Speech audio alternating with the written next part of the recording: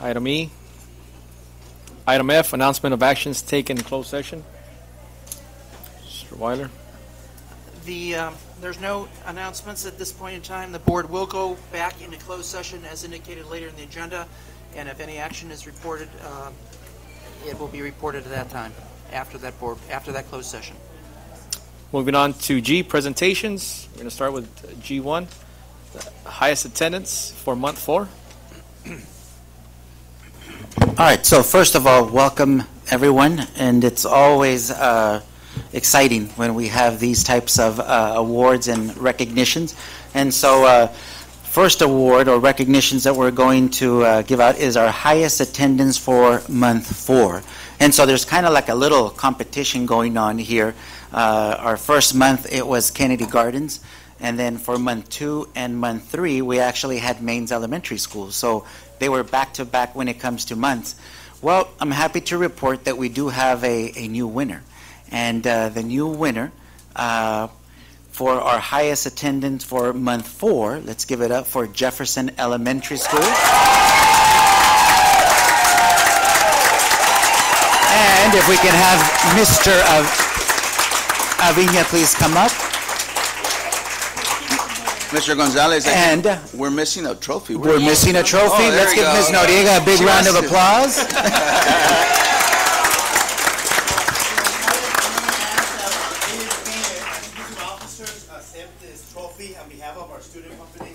Absolutely.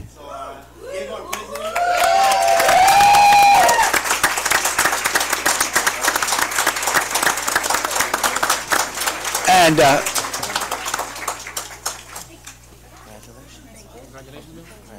Congratulations. Keep up the good work. Congratulations. Congratulations. Good work. Congratulations. Keep up the good work.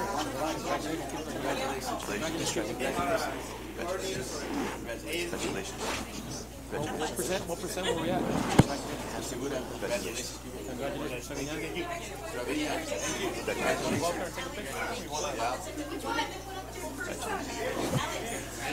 And also with the kudos, there's a poster that comes with it, so the school can proudly post it in their school site. And so they can post this in front of the school, they can post it in the cafeteria, they can post it and hang it up wherever it's most visible.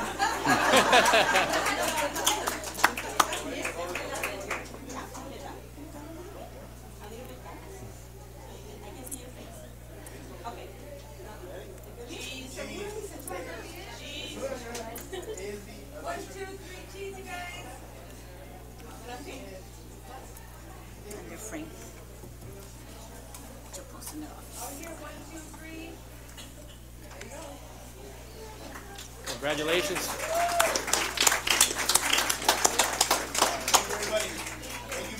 One more real quick.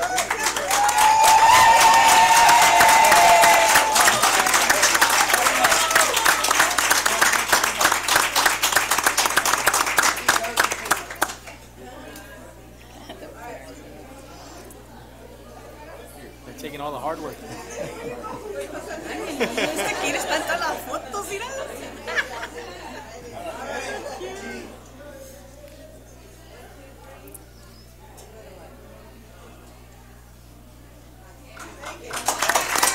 All right. Congratulations again to Jefferson Elementary School. Also, I know we have a lot of staff from Jefferson, so let's give all of our staff from Jefferson Elementary School another big round of applause.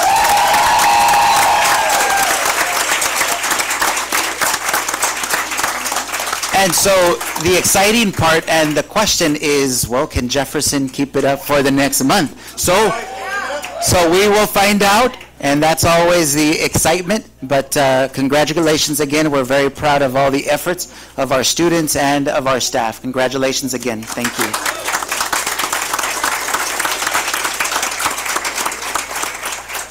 Congratulations once again. Moving on to G2, student representatives. Starting off with Aurora, Saraí Gonzalez.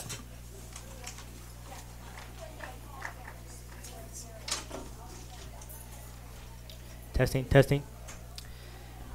Unfortunately, she was not able to make it, so I'll be representing. My name is Andy Herrera. Good evening, ladies and gentlemen, Board of Education and Acting Superintendent. I'll be reporting what Aurora High School and the Eagles Nest and myself have planned for the month of February that's coming up. All right, so what we're planning on the month of February is that we're gonna do Valentine's grants and in those Valentine's grants we'll charge people $1.50 for a teddy bear and a rose, and $4 for a balloon, a teddy bear, and a rose, and a box of chocolates. And if they decide to change anything to their preferable style, they're gonna get charged an extra $1, which is gonna be in total of $5. And this will be taking place, and the orders will be taking place from the 5th to the 9th of February, and at the 14th will be where we deliver the grams. That is all for this little essay. Thank you very much. Thank you. Moving on to Calexico High School, Daniela Cortez.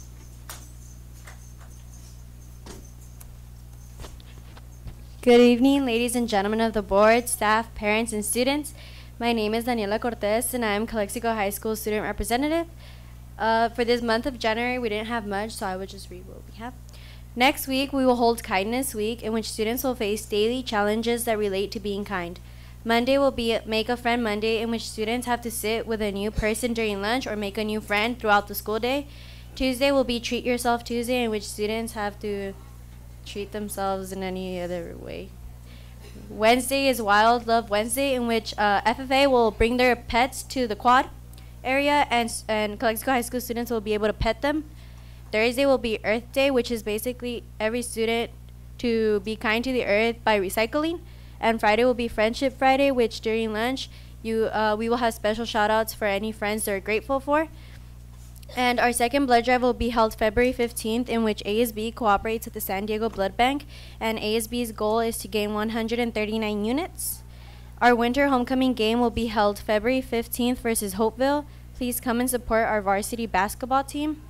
ASB has started to pass out packets for anyone interested in participating in the winter homecoming court election.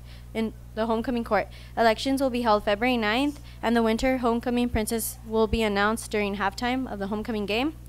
Our video skits will be held on February 16th, in which classes will compete against each other with their very own video skit.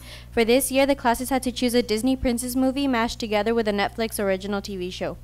The seniors decided to choose Cinderella with Stranger Things, the juniors chose Aladdin with Black Mirror, the sophomores chose Beauty and the Beast with a series of unfortunate events, and lastly, the freshman class chose Tangled with the TV show Narcos.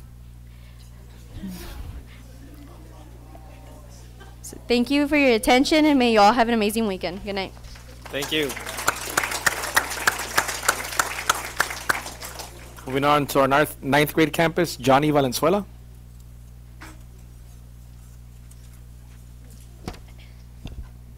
Good evening. My name is Johnny Valenzuela, and I will be talking about the events that happened in late December through mid-January. The first event that took place was the toy drive, which was a huge success. There's many toys for many kids to have on Christmas. Another event we did was a Circle of Friends luncheon, and it help from Avid, ASB from the main campus, and a chef. There's many games, activities, and food for all the students attending the Circle of Friends luncheon. The last event we had for December was the ugly sweater contest. Many students came with ugly sweaters, and we had a contest. There's a first place, second place, and a third place. An event we had for January was a parent luncheon, which happened today, and it was fun. Many parents showed up and had a good lunch with their children. We're also challenged to do a Great Kindness Challenge, which is a charity event. We're also holding princess elections for the upcoming winter homecoming, and elections will take place in February. We're also planning a winter pep rally that will be taking place in February as well. Thank you. Thank you. Moving on to Enrique Camarena, Adrienne Campos.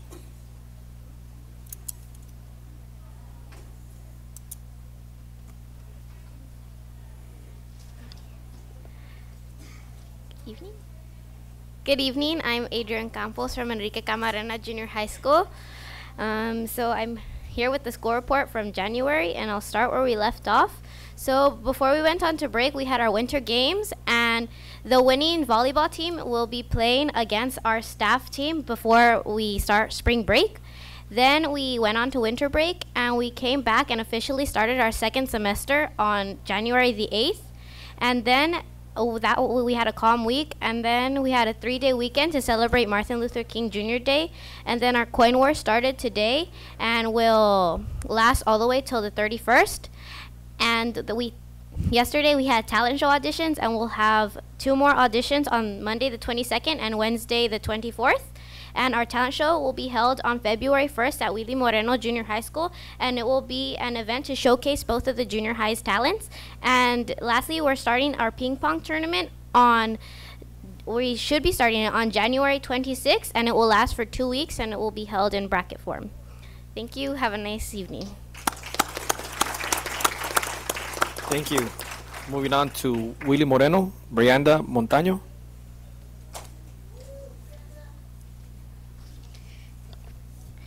Good evening, everyone. My name is Brianda Montaño, and I am a part of the ASB in William Moreno Junior High. Today, we will share the events that we have planned for the month of January. On January 24th, we have our ice cream social to students who use their restroom pass less than 2 times or less. This is taking place during lunch in the quad. On Jan 18th, we are having our annual talent show auditions in the NPR from 3 p.m. to 4 p.m. On January 19th, we will be having a noon activity during lunch. On the 30th, we will be having our talent show dress rehearsal at 2 p.m. in the NPR. For the talent show, we will be teaming up with Enrique Camarena to show both of the school's talented students. On February 1st, we will have our 3rd annual Aztec Fire Talent Show, where we look at our junior high talent from Enrique Camarena and William Moreno Junior High Schools. Hope to see you there. Thank you.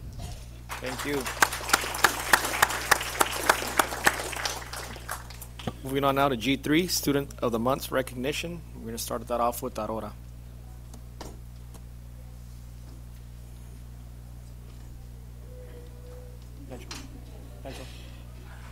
You're going to be up. Please. May I start? Yes. All right. We're good. All right. John Carlos Villegas is one of the students of the month of this this month. His plans for the future, and apparently right now, I was informed that he's going to return to Calexico High School, and after that, after he graduates, he's going to leave Calexico to move on to Idaho, and then he's going to find a job with a group of family members. Later on, once he's able to take care of himself, he will be able to go to college to study law enforcement. The reason for studying that line of work was for his reason was to help the greater good. What inspired that reason was because of his uncle's inspiration that made him think, he's like, oh, police officers are actually good people. And that is all for John Villegas. Is he here? I believe not.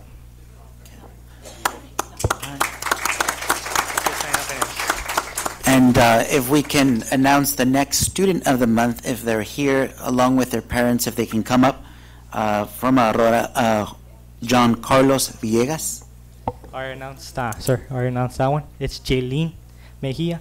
I'm sorry, Jaylene Mejia. Right. No. I believe so, not either. Deepest apologies. Well, her plan is the same thing as John Villegas. But the only difference between those two is that she's planning to work as an ultrasound technician.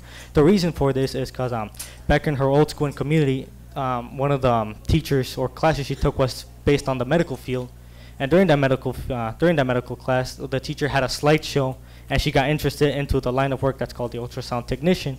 We're pretty sure we all know what the ultrasound is for, and that is it for her little report. Thank you very much. Thank you.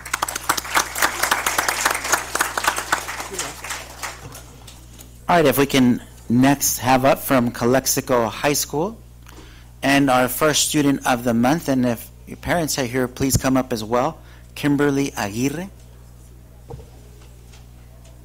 She's not here. Let's give her a round of applause. Kimberly Aguirre is a 12th grade student at Calexico High School. She is the daughter of Giovanna and Ramon Aguirre. Kimberly would like to attend the University of California at Davis or Cal Poly Pomona and major in animal biology or animal health science. After graduating from college, she would like to become a veterinarian and work for the CVMA Reserves Corps, which are veterinarians in California that treat animals affected by natural disasters. Kimberly would later like to start her own veterinarian clinic. Kimberly wants to thank her parents and sisters for their support.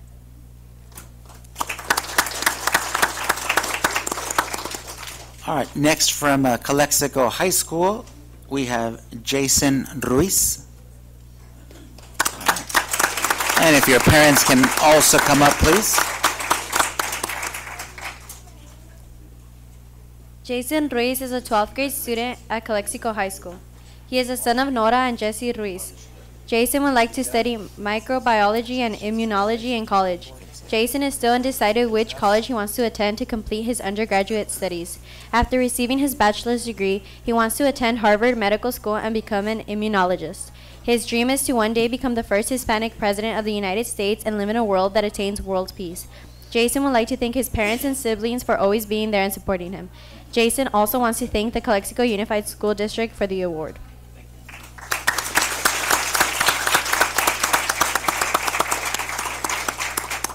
Alrighty, from Calexico High School 9th grade campus, if we can have Jessica Morales please come up with your parents as well.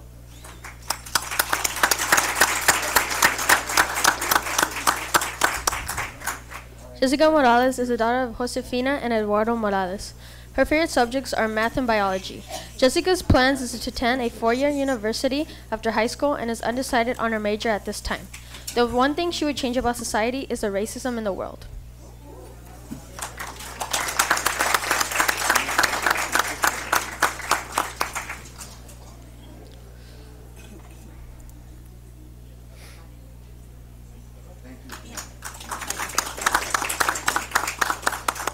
And our next student of the month from Calexico 9th grade campus, if we can have Aaron Galvan please come up with your parents. Give him a round of applause.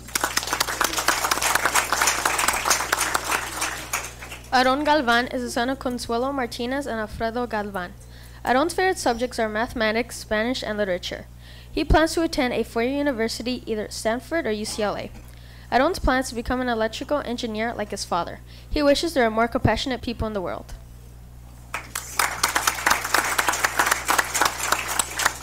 All right, moving on to Enrique Camarena Junior High School.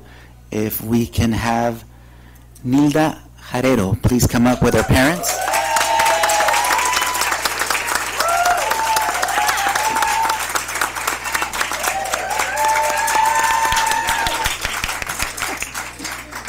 Nilda Jarero is in 8th grade. Nilda Jarero is the daughter of Nilda Aguilar and Eric Jarero.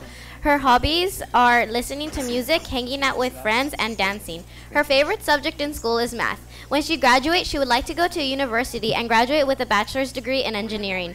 She would like to start her career and reach a point until she is financially stable to get married and start her own family. She would like to thank her parents because they raised her to be the person that she is today. She would also like to thank God with the love and care that her parents gave to her. She would like to someday be as big of a role model as for her future children as her parents were for her.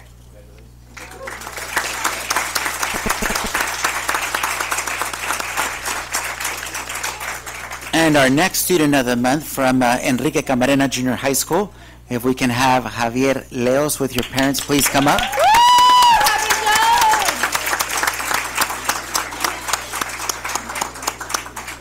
This is Javier Leos. He is in 8th grade. Javier is the son of Javier Leos and Suzette Romo. His hobbies include playing and watching basketball. His favorite subject in school is math. When he graduates, he would like to continue as a hardworking engineer or become a math teacher or professor. He would like to thank his parents because they always push him to get good grades even when he thinks that they are unnecessary.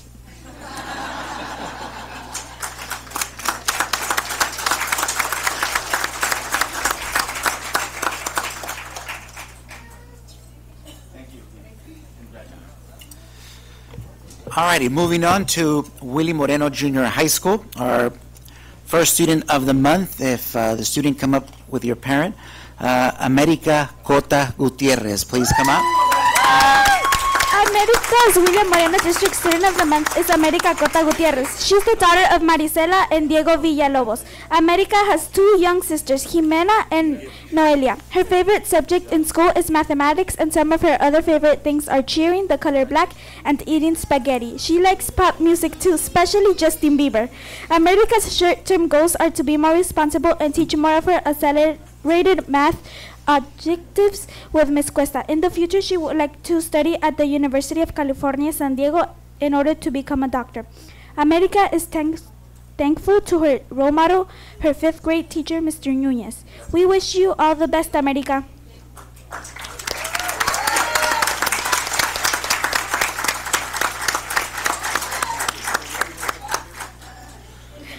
And our next student of the month from Willie Moreno Junior High School, we have Giovanni Aldaz. If you can please come up with your parents. Giovanni is the only son of Miss Ana Corona. His favorite subject in school is mathematics, which he takes with Mr. Buenrostro.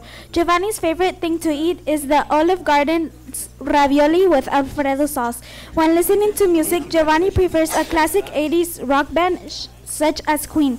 Giovanni has so many places he likes to visit in the world that he can't just pick one. In the future, Giovanni would like to be an engineer. He hasn't picked a college to attend yet, but he knows he wants to go. His goals for this year are to finish 8th grade with a 4.0 GPA. In the future, his goal is to be remembered in history. We hope all your dreams come true, Giovanni.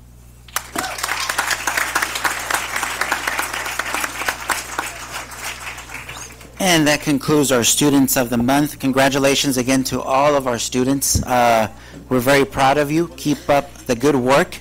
You're doing excellent work. We're very proud of you. And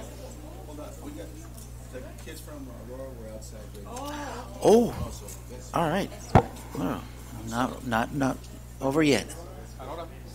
All right, if we can have. Okay, let's give Jaylene Mejia, and if her parents can come up, a big round of applause.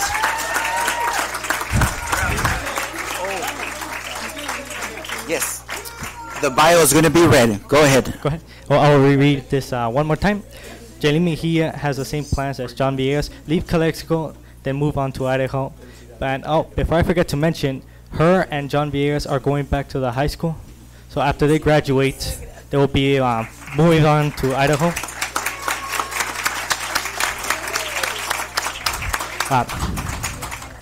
They will be moving on to Idaho to locate or to find a job with the help of family members. Then once they're able to financially take care of themselves, they'll be able to go to college and well, John or Jaylene is going to be able to study ultrasound technician. And as I explained before, she got interested in that job thanks to her old school in the community, thanks to the medical class she took. And the teacher showed a slideshow, and during that slideshow, it showed the ultrasound technician how much they get paid, how much what they do, and she got interested in that line of work. That's all for her report. And also from Aurora, we have John Carlos Villegas. Let's give him a big round of applause.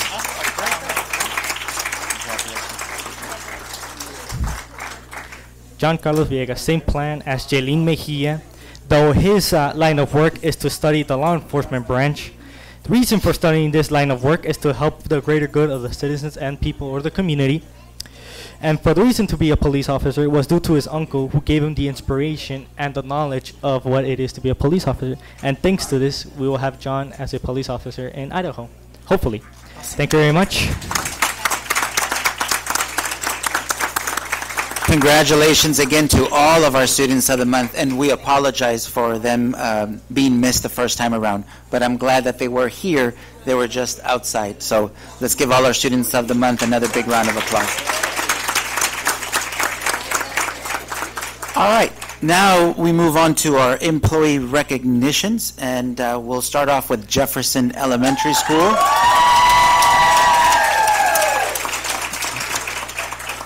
Definitely represented.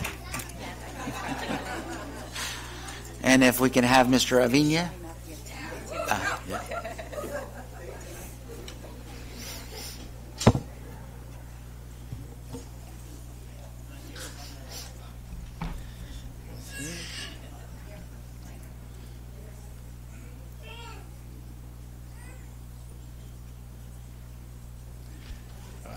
Good evening, Board of Trustees, and community. Good evening. Are we there? Okay. So, I don't think Carlos Rivera. Carlos, are you here? Yes. Ah, there you are. I was looking for that cap. Okay. So, It is with great pleasure to recognize Carlos Rivera as Employee of the Month. Mr. Rivera started working for the Calexico Unified School District in 1983 as a grounds maintenance.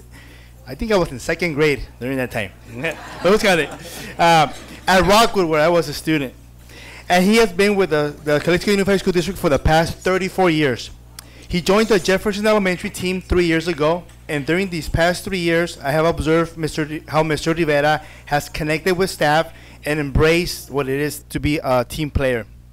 He truly enjoys working at Jefferson Elementary. Mr. Rivera is always willing to help out staff. He also takes his work very seriously. He is very organized, and he's a very clean person. Mr. Rivera has shared that his favorite pastime is driving to places. He enjoys learning from others. He has even taken courses at IVC for professional development.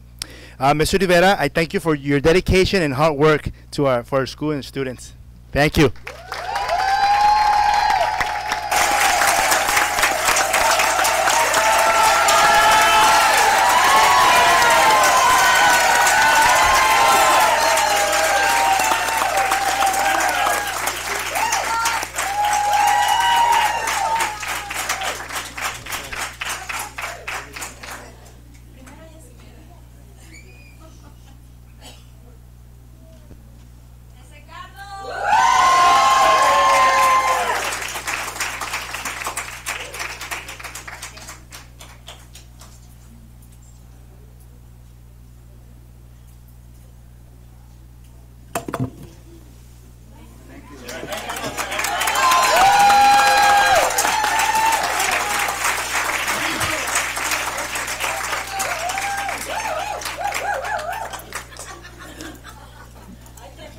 Okay, and next, again, it is with great pleasure to recognize Liliana Santana as Employee of the Month.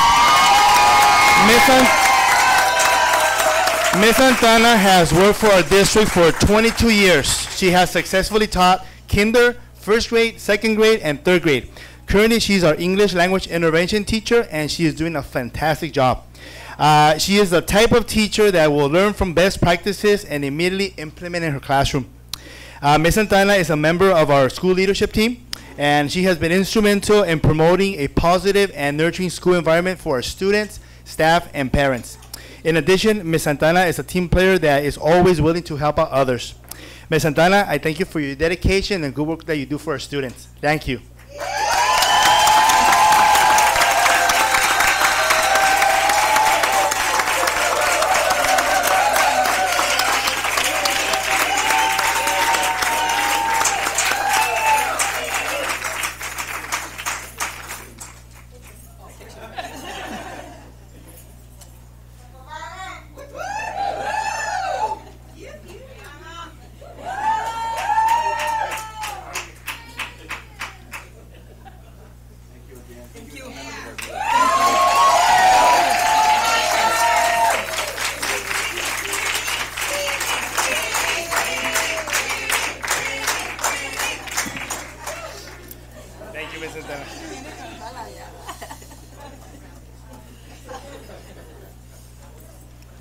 Alrighty, so moving on to recognize our employees from Calexico High School, we have Mr. Jesus Flores.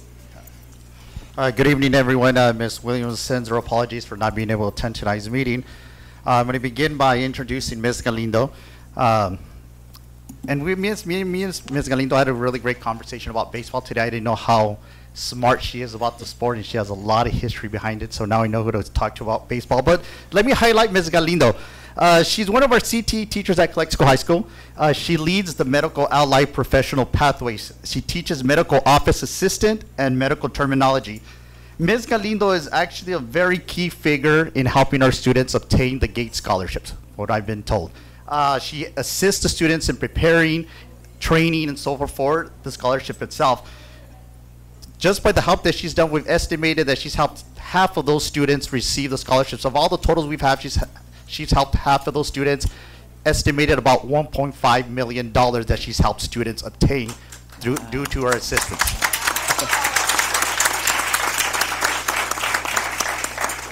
Currently, at this moment, she's also helping her students, our senior students, with their Hispanic fund scholarship applications, which is also funded by Bill Gates money too. So she's currently doing that. So hopefully we can get more money for our Calexico High School students with the help of Ms. Galindo. She's also collaborated with private agencies in our community, in which those private agencies have donated laptops to our students, specifically Z Global and El Centro, and it's estimated that they've basically donated about 60 laptops to 60 students who have basically, they are recognized for their superior academic achievements and civil community in our community. So about 60 students have received free laptops from the private sector due to Ms. Galindo. From what I hear, she is usually the first and the last person at Calexico High School. So let's give it up for Ms. Galindo.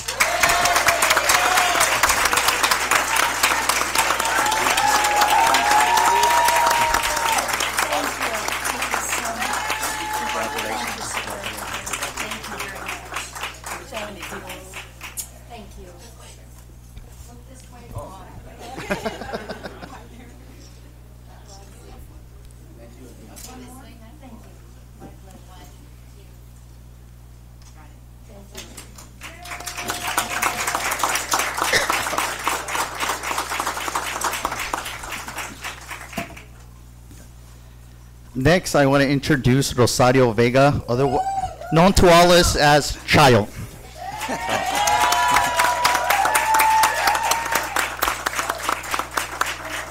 I'm going to say some words from Ms. Williams, and then I'll have some words to share myself. So Ms. Williams states is, I've worked with Ms. Vega the past 8 years. She is a committed team player that never says no. She is a professional when helping parents, students, and staff. One of the things I appreciate from Ms. Vega is her resourcefulness and solution thinking. She always makes sure to communicate better ways to serve our parents. She is pleasant to work with and is a friend to all of us. Now, I had the wonderful opportunity to work with Child during the summer. She was my clerk during summer school. And believe me, I couldn't have done it. It's my first year, and I couldn't have done the job that I did. We had a very successful year because Child was the backbone to summer school. I mean, she was spending countless hours from beginning to end.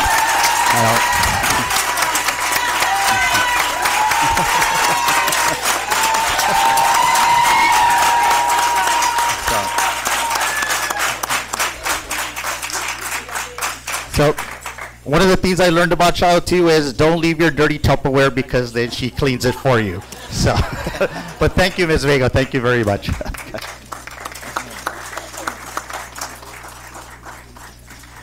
All right, congratulations again.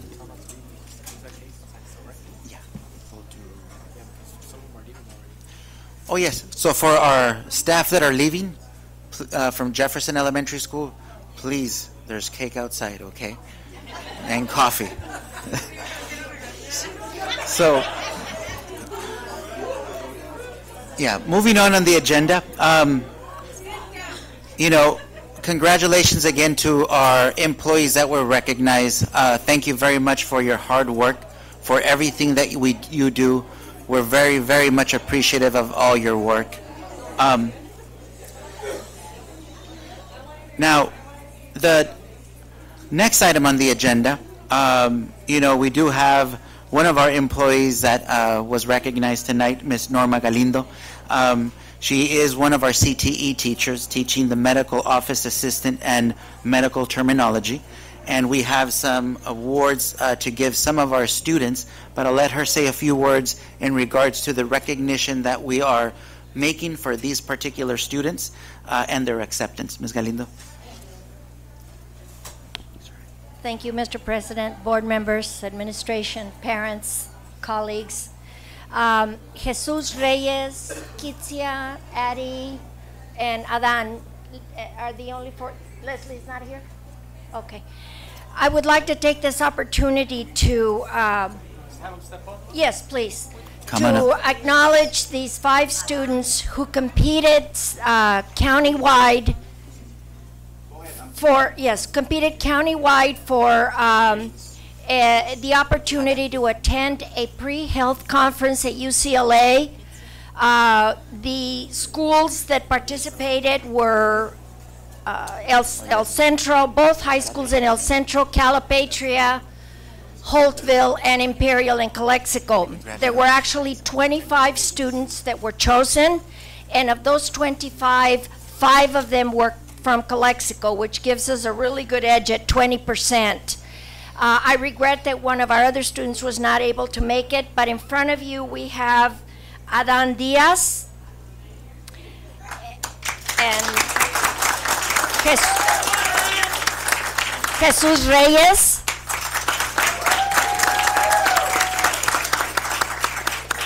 Ari Sandoval, Kitsia Jara, and Leslie Lizarraga in absentia. What I would like to say about these students is that they are going to be at the end of the year completers of the medical informatics pathway. I am very honored to have been their teacher for 2 years. I wish I'd had them since they were in 7th grade. But they are going to be medical services providers. I have one future hospital administrator, as you see her, and the other ones aren't too sure. But it has been an honor working with these students and knowing that these students are going to come back and heal the community as well as humanity. I'm very proud of them.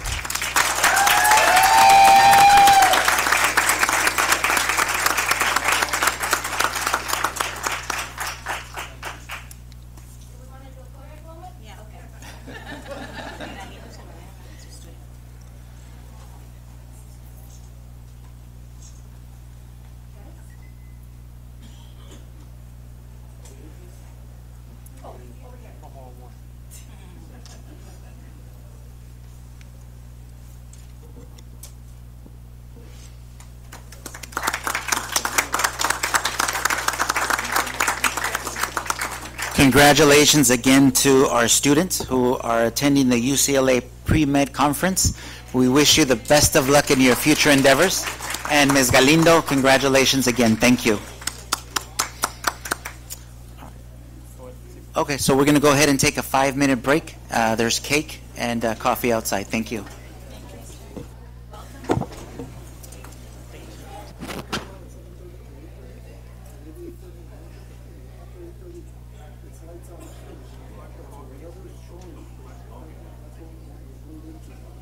All right, moving on. We're gonna start our meeting. So we're gonna start with G6, executive search forms, search for superintendent, presentation and proposals. We're gonna start off with McPherson and Jacobson, LLC. Yes, thank you.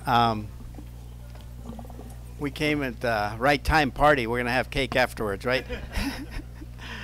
First of all, I want to thank you for the opportunity of being able to come before you this time. McPherson Jacobson. We have many years of experience since 1991, and we have over 100 consultants over the United States. But the biggest thing is that we are co-sponsored by California School Board Association, so that's a biggie. Everybody wanted to get that label, and we were able to get it, and went through a very hard process in order to get their vote of confidence. First of all, I want to introduce myself, Edward Agundes, and this is Dennis Murray, our lead consultant. He's going to share a little bit. Yeah, mucho ruido, ¿verdad?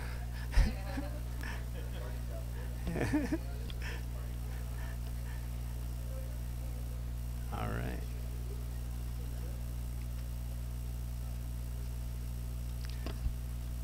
So we lost a few seconds there. We hope you can put them up there. 15 minutos, nada. All right. But anyway, my name is Edward Agundes. I'm local, by the way. I'm from Imperial Valley. I called Imperial Valley home for 43 years. I went to local schools. You want to know where? Westmoreland.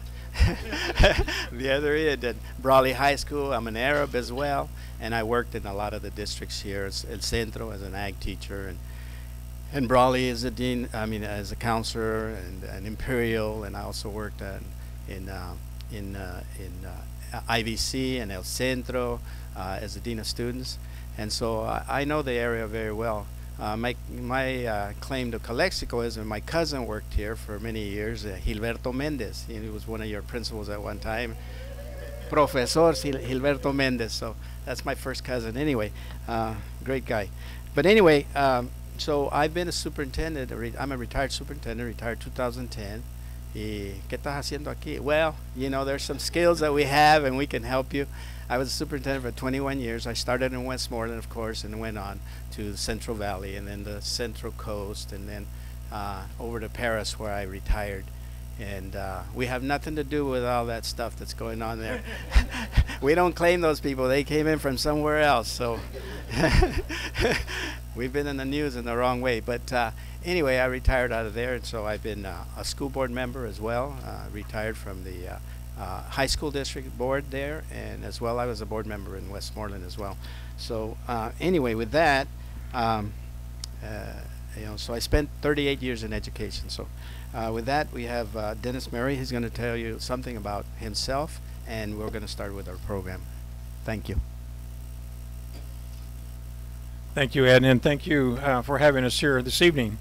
Once again, my name is Dennis Murray. I, too, am a retired California superintendent. I was in California schools for 38 years, a little over 38 years, and 18 of those as a superintendent. I also retired out of Paris, but I was a high school district superintendent in Paris for the last 11 years of my career. Ed and I were in the Rotary together, and we worked together for quite a long time. I have had a little bit of experience working in this district after the earthquake. I did some consulting down here to help the district get the funding from FEMA and CalFEMA, and worked with Jimmy Sanders and some of the other locals here to put Jefferson School back together years ago. So I do know the area as well. I was born and raised in Needles, and if you know where Needles is, I understand heat, I understand desert, and I was also the superintendent in Needles for 7 years prior to leaving to go to Riverside County. So I understand rural school districts, I understand distant locations, and I'm just real pleased to be here representing McPherson and Jacobson, which I think is one of the premier search firms in the state of California. You really have three of the top firms in the state here tonight, and you don't have a bad choice. You really don't. I know all of the other consultants. We all work searches throughout the state, and we're all retired superintendents. We're here to tell you why we think this is the best fit for your district, because McPherson and Jacobson, in addition to being endorsed by the California School Boards Association, we are a national search firm, and we have 100 or more consultants throughout the country that will take the information forward if you want to go beyond the borders of California for your next superintendent. The mission of Mac and Jake, as we refer to ourselves, is it's all about the kids. Mac and Jake believes that every student is entitled to a high quality education, and that starts with high quality leadership, and that's what we promote.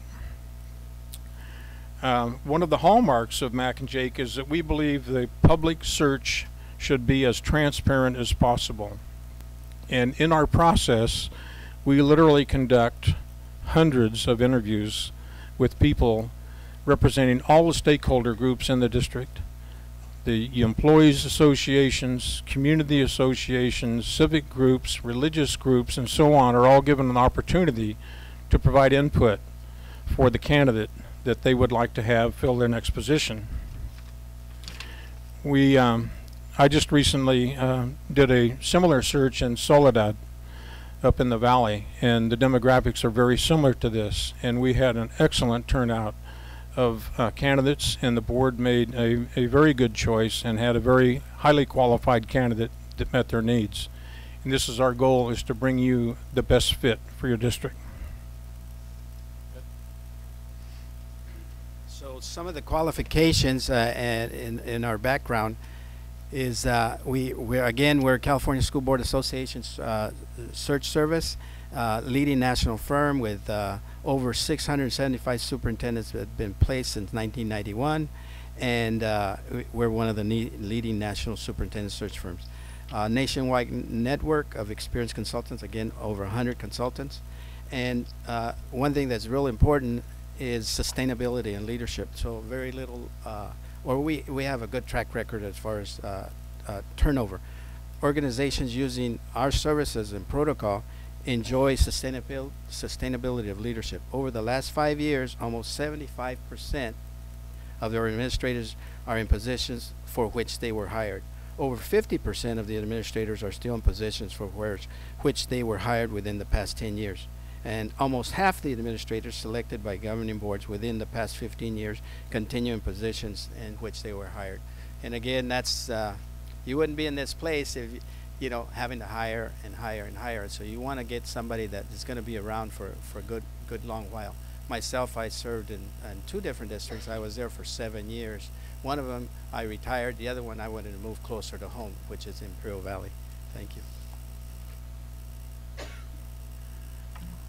We are reading some of this directly from our prospectus to the board here because of the fact that we chose to make this a conversation as a presentation rather than a PowerPoint. So with respect to the people in the audience, I'm going to read a few of the highlights from our executive summary so that the people in the audience know, as well as the board, that our process is very comprehensive. We have a process that is used throughout our search organization so the board can focus strictly on interviewing and selection. So we will do all of the other work, but the board has a responsibility to focus on the selection of that candidate. We emphasize stakeholder participation and we guarantee transparency because all of the stakeholder information is put in written format and presented to the board as well as posted on the district website. So there's nothing secret, there's nothing behind closed doors in terms of the input that we receive from the community. The only time we will make any additions or corrections to input given to us, if there are specific names mentioned, we will redact those names. If there are any obscenities, and believe it or not, that happens once in a while, we will take the obscenities out. But for the most part, every piece of information we take down in our notes is printed and given to the board in our summary report of stakeholder input. If the board so desires, we also will recruit non-traditional candidates, and that isn't oftentimes requested situation, but it does happen from time to time. There have been superintendents that have come out into of private industry, some out of the military and so on. That's up to the pleasure of the board on where you want to select your candidate from. But we do have that as an option if that is a consideration. In terms of our transparency, we remain confidential until the board selects their finalists. And the reason we do that is that as soon as you put a list of names out of potential applicants, say you have 10 and you know you're only going to interview 5, that means there's going to be 9 school boards that are not going to be real happy with their superintendent. Because the first thing they're going to say is, if he or she is not happy and looking elsewhere, why are we going to continue to work with this individual? And as a former superintendent, I can tell you that does happen. Our 5-phase process also includes a continued commitment to work with your new superintendent for the first year. And we guarantee that if for any reason the candidate that you select does not last for 1 year, we will come back and redo the search for expenses only.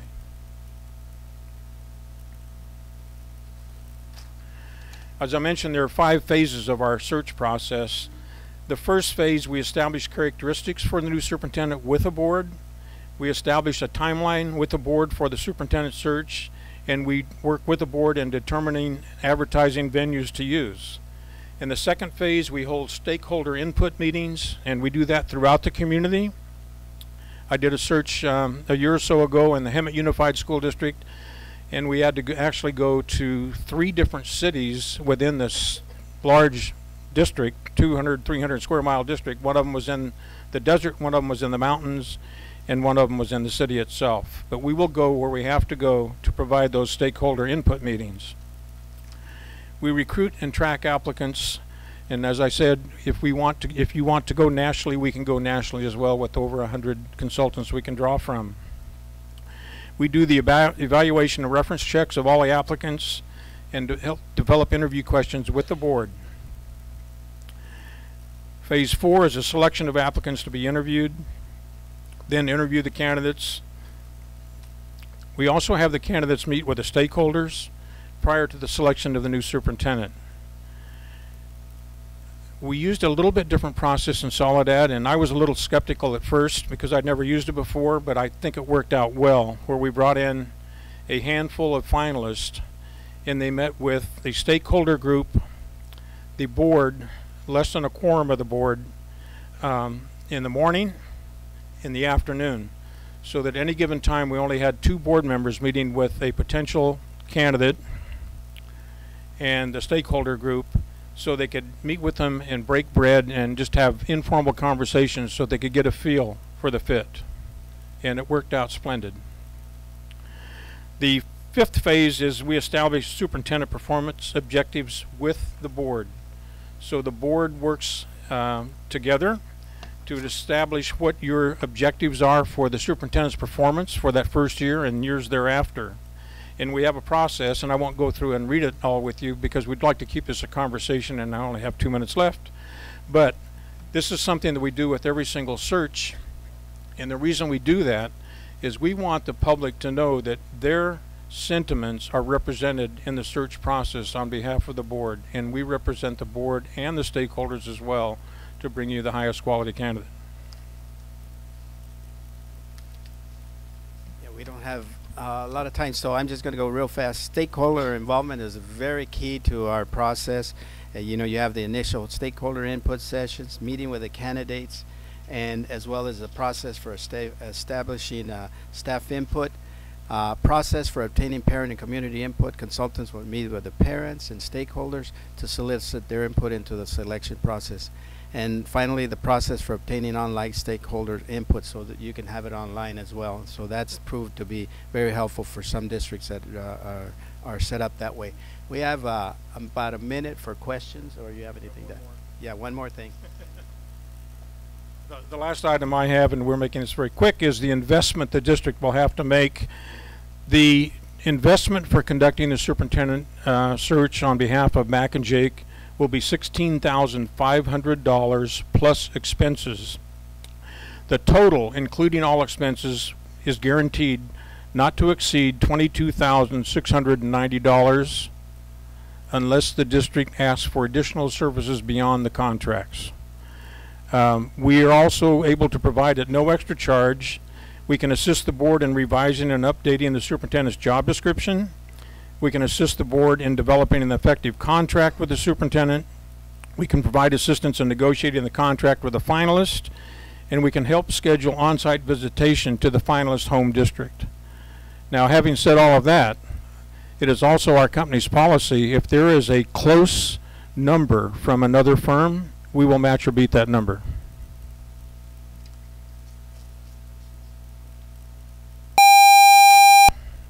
How would we do time-wise?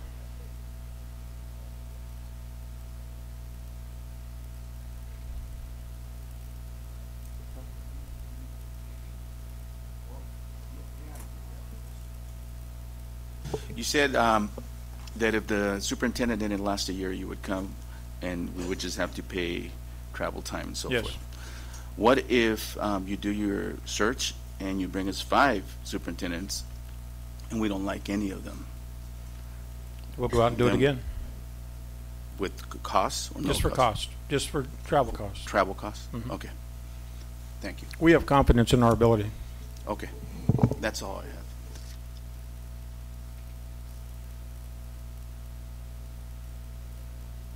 Thank you. I have nothing to add. Thank you. Gracias.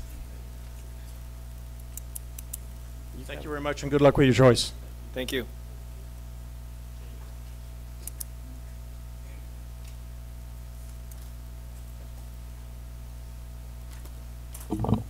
Our next will be Dave Long and Associates.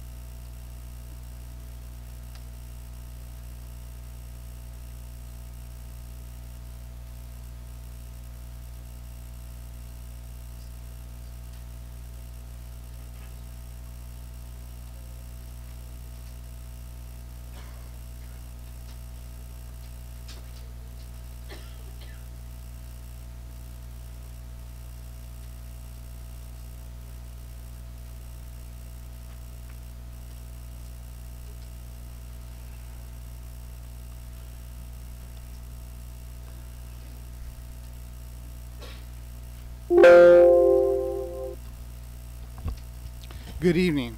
My name is Juan Lopez. I'm here on behalf of Dave Long and Associates to give you a chance to get to know who we are and what we offer and how we hope we can be helpful to you in your search for a superintendent. Me personally, I just retired 2.5 years ago. Haven't been very good at retirement. I've done searches. I was interim superintendent in Coachella for 7 months until this past summer, and then from there I did the interim in Redlands. So I still managed to stay in touch with what's going on in education. And I learned, just a brief soapbox speech, the value of a superintendent. And when I tell new candidates, I said, you know, what we need in schools is someone who's healthy. Healthy, a great listener, a problem solver, and bottom line, the only thing that matters is do what's right for kids. And I really think in the group of superintendents that we seek to get, they have to fulfill that. Otherwise, I don't find that they're as successful as they should be. I gave you a copy of the slide presentation so that you could take notes if you'd like to. I just figured that would be easier for you. The history of Dave Long and Associates. About 9-10 years ago, CSBA used to do its own searches. They gave it up. So many of those consultants went to Dave Long, who back then was Secretary of Education in California under Schwarzenegger. And they asked him, we don't want to leave this profession, and they started up Dave Long and Associates. I've been involved personally with about 4 searches. The last one actively was superintendent hired a year ago at Desert Sands. When I was the interim at Redlands, our firm also did the search, and so I got to sit in on those interviews. In Coachella, even though our firm did not do the search, the board asked me to sit in on all the interviews, and I did. So I love the fact that our greatest challenge is make a difference for kids. You know, I started my career in 1976, and those of you who have fingers won't be able to count that high. But I served 42 years in education, 3 as an aide, 25, believe it or not, in HR. And so hiring the right people, I know, is the challenge that you face. It's very simple. It's just not easy to do. It's a tough process. So I wanted you to know that, a little bit about me. My parents are immigrants. I remember coming out to the valley. We would come out to go to Mexicali to see our relatives. And I remember, because I was from LA, they would only let me drink soda. And no puedo tomar agua. And the store was called La Zacatecana. So years later, I'm a director of Migrant Ed, and we're here. I think we may have been in El Centro, and they asked us to go across the border to visit one of the trade schools. And believe it or not, across from the trade school is a faded print of La Zacatecana. So somewhere there's a connection for me being out here, so I appreciate the opportunity to be here in front of you. I've given you also, and you can see it behind your stapled packet, is a sheet that outlines all the activities, and I won't go through all of them with you because you'll hear from all 3 groups. It's basically the process for which, for how a search is conducted. Okay? But the bottom line is, what's the challenge for us? The challenge for us is to hear the board and the community provide input on what they're looking for in a superintendent. And we would like to think, well, isn't it common everywhere? It's not. It has to be unique to the school district, because ultimately this process seeks to find you the best match possible for Calexico, not for some district in general. And so the board defines that in meetings with us. We provide opportunities for the community. What I recommend most is that we spend a day or 2 and schedule interviews for individuals or groups to come in and provide input on what they see the district needs as a superintendent. You take that, you create a profile, and that profile then becomes ultimately the most critical document we use, because anybody who applies, we then question them via that profile. So that, again, we're using the filter of Calexico to get you the best person that matches your needs. Okay? That profile then is also tied into the brochure that goes out to everybody. And you know, there's between EdCal and the national periodicals, everyone's accessible in today's world. As a matter of fact, positions get posted even before the brochure goes out. It's on EdCal, on EdJoin, the night you appoint a search committee. They can post superintendent vacancy and let people know that more information is forthcoming.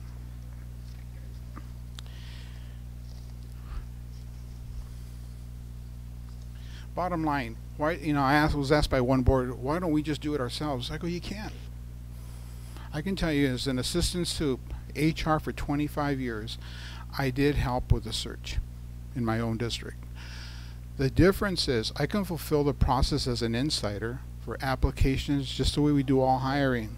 The difference is the network that we have in over 20 retired superintendents who, if I get an applicant from Ventura County, I know 2 or 3 superintendents who work there who can give me a better connection than just a person's resume. And that's what you get when you get a search firm. That's somebody who can dedicate their time, who's met candidates, who's out looking for new candidates. As a retiree, every few months I get a call from somebody saying, someone said I can talk to you. I'm looking at going into the district office or a superintendency, and we talk. And ultimately we do find people who will be good for kids. And that's the challenge that I love to fulfill. We've done over 75 searches. One of our claims to fame, and I think since we've used it, a few other companies have used it too. We had a retreat, and I said, how successful are we? This is about 3 years ago. I said, what do you mean? Well, the life of a superintendent when I was an assistant soup was 2.5 years. It's now probably closer to 4. How do we know how we're doing? So they researched all the appointees, and I think it was 92 or 93% of all people we placed were still on the job.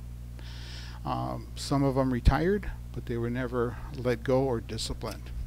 So we think that's a strong indication of who we are. We work for you. You direct the search. We facilitate it. It's critical that there be constant communication with the board and the consultants. And by that, I don't mean strictly email. Any meeting I would have with the board, I would be here. Luckily, I know the area a little bit because you're only an hour further than Coachella, well, hour and a half further than Coachella. So to come out here and be present at closed sessions and input sessions wouldn't be a challenge at all.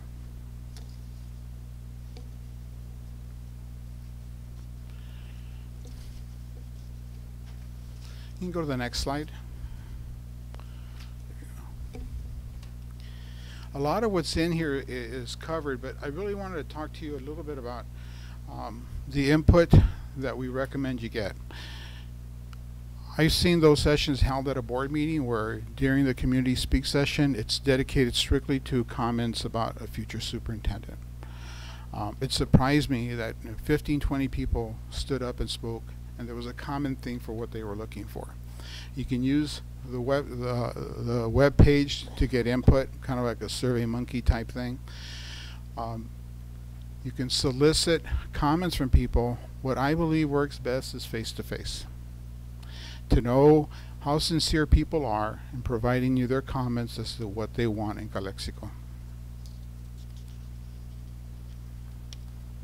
Along with the selection process, and understand, if you look at this checklist, I don't want to go through all 19 things with you, but throughout it's getting direction from the board on what you're looking for in a candidate, getting direction from the board on a timeline, on preparing questions for interviews, on providing information to you on the background checks we do on every individual.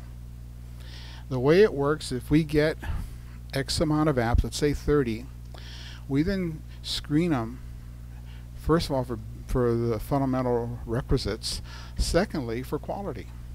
There are some people who simply are ambitious. I had a young man in Santa Ana who was a teacher who applied for every assistant soup position in our district. We said, you're shooting too high. And you do get applicants like that. They're just very ambitious. But you want to get it down to that core group who can do the job. And then what happens is you dig deeper into the background to make sure you're really getting quality, healthy people. We bring that core group, that's tier 1, we bring that to you, but we also bring all the other applicants to you. Because there's many times where somebody say, you know, that person may not have a lot of experience, but I like what people have said about them. And then we work to add or delete as needed. Okay? We participate with you in developing the questions. We have core questions, but bottom line, they have to be questions that match Calexico. Okay? In the end, when you finally have a candidate, and whether you want to do, and I've seen it happen both ways in more than one occasion, where the board wants to bring back 2 people, and even though the plans were to bring them back the next day, in those cases they wanted them back that afternoon. And another one, and 2 other ones, the board said, we don't need a second interview. We just want to bring that one person back and talk to them and have a more personal conversation, because they were definite after the interviews. We don't want to waste time with 2. We know who we want based on those interviews. So we're here to do that for you. And just let me restate, and I sound to the audience, it may sound corny. These jobs are demanding, but you need to be healthy. And I don't mean you can do push-ups. I mean, you know how to take heat without reacting. You know how to listen before you talk. And you know how to problem solve. If you can do that, you're going to be a great leader. So, open for questions.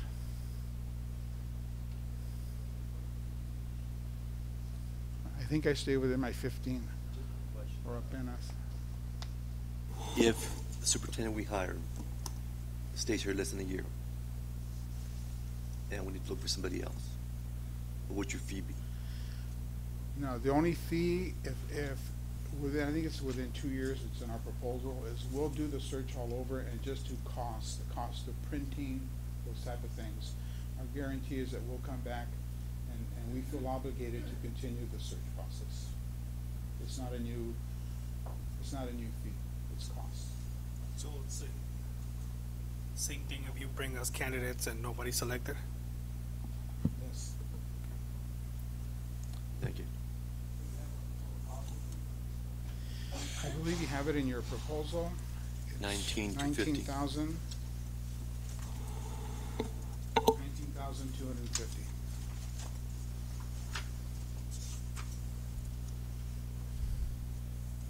Okay. No more. Did I do it within the 15? I don't get spanked on the way out? 19,250. Thank you. Thank you very much. Good luck in your search. Thank you.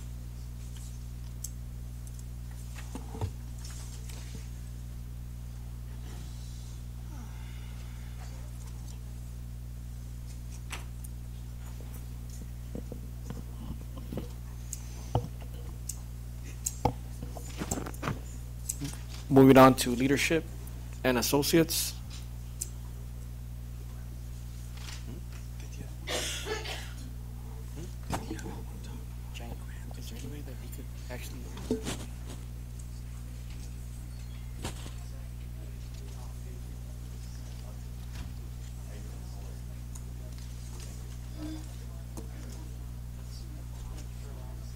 How you doing? Thank you for coming.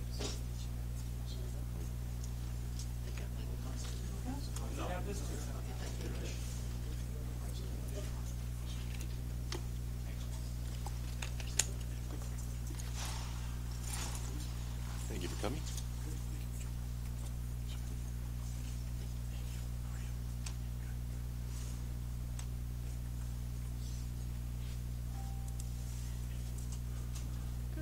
We're ready? Good evening, board members. My name is Dennis Smith, and I'm the lead partner with Leadership Associates, and I'm very pleased to be here. And Dave Verdugo is going to introduce himself. And just by way of background, I'm a former superintendent for 26 years, and I've been involved in over 50 searches personally in the course of my career since I left the superintendency. Grew up in Arizona and also spent time living and working in Yuma, so I know the area fairly well from my experiences, and been a superintendent in the state of California for those 26 years. And David? Thank you, Dennis. Good evening, everyone. Thank you, Board President, board members. My name is David Verdugo, retired educator for 43 years, superintendent of schools in Paramount Unified School District in Los Angeles County before retirement. I currently I am the executive director of CALSA, the California Association of Latino Superintendents. Upon my retirement, I worked out of Washington, D.C., and I was the Superintendent's Academy Director for ALAS, the American Association of Latino Superintendents. Certainly very proud of the fact that working for Leadership Associates now, and I know that Dennis and I have probably accomplished, oh gosh, at least 60 or plus superintendent searches over the past few years. I'd like to go ahead and begin and again say thank you for the opportunity to stand in front of you. It really is a great pleasure. And if I'm not mistaken, if I may, sir, go ahead and go through those. Thank you very much. We really want to, through Leadership Associates, understand and applaud Calexico's accomplishments. We try to think that we know and understand the fabric of the organization, your community support for your bond issue, your student support services, your English language support, your technology support, and certainly your innovation, as well as your family and resource center.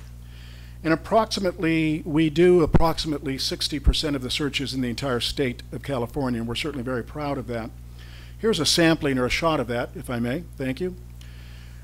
Over 365 plus California superintendent searches since 1996. A sampling of those: Coachella Valley Unified, Palm Springs Unified, Bakersfield, Cajon Valley, Paramount Unified, Lemon Grove, Santee, and Orange Unified School District as well. And again, if I may, okay, thank you. You're ahead of me there. Thank you. And really what we believe is critical for the trustees to consider is our extensive reach, and particularly, of course, in California. Our partners are affiliated with a variety of state and national organizations, and we have worked with key leaders and state organizers, not only in the state but in the country, to assist us in recruiting highly qualified candidates to meet the profile of this school district and that position profile that eventually this school board will create as it relates to the characteristics and skills that you feel are important for Calexico. So, for example, the American Association of School Administrators, I'm a former governing board member from AASA.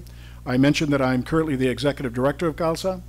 The California Association of African American Superintendents, CASA, we work very closely with Dwight Bonds, the executive director there. The National Hispanic Superintendents Association out of DC, the California Collaborative, District Reform, and a variety of other state-based committees as well. And we have a variety of our partners that are associated with major universities across the state. Dr. Smith? Thank you. We can go to the next slide. Thank you.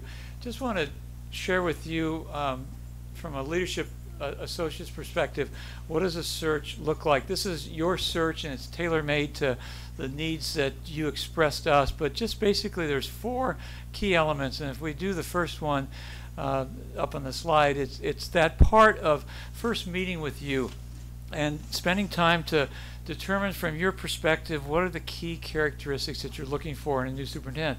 There are a lot of great leaders out there, but they're not necessarily those that are going to be that fit what the needs of Calexico are. So it's really to determine that with you. You talk with us and you spend time sharing with us what your dreams are for the kids of this community.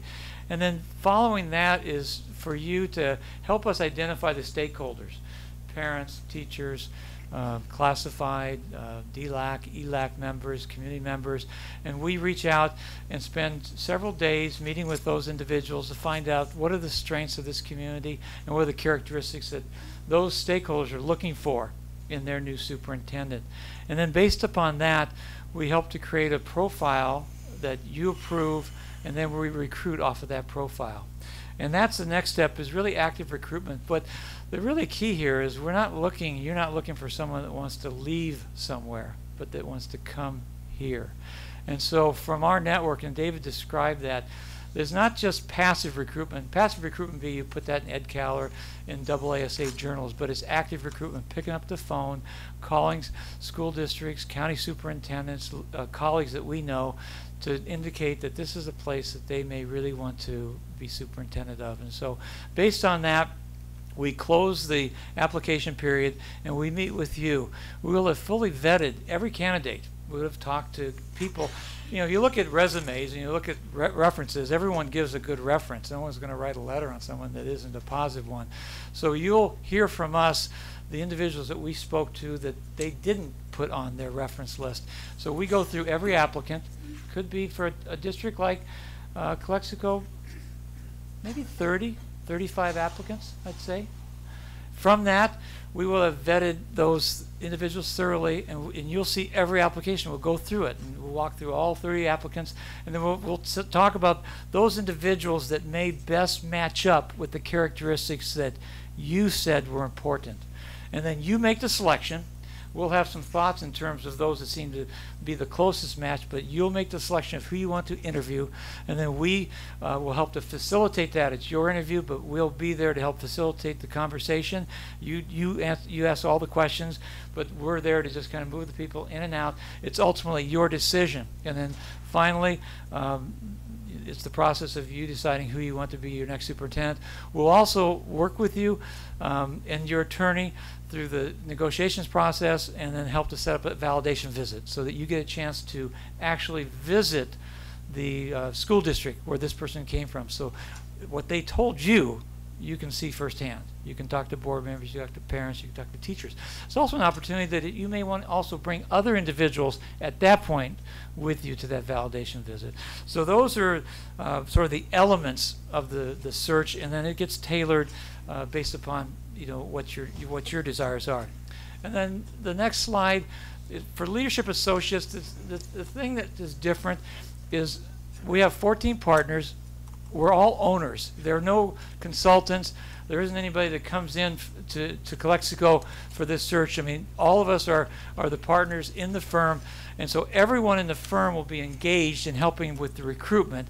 David and I will be the individuals actually working on this search, working with you, but all 14 partners will be engaged in that.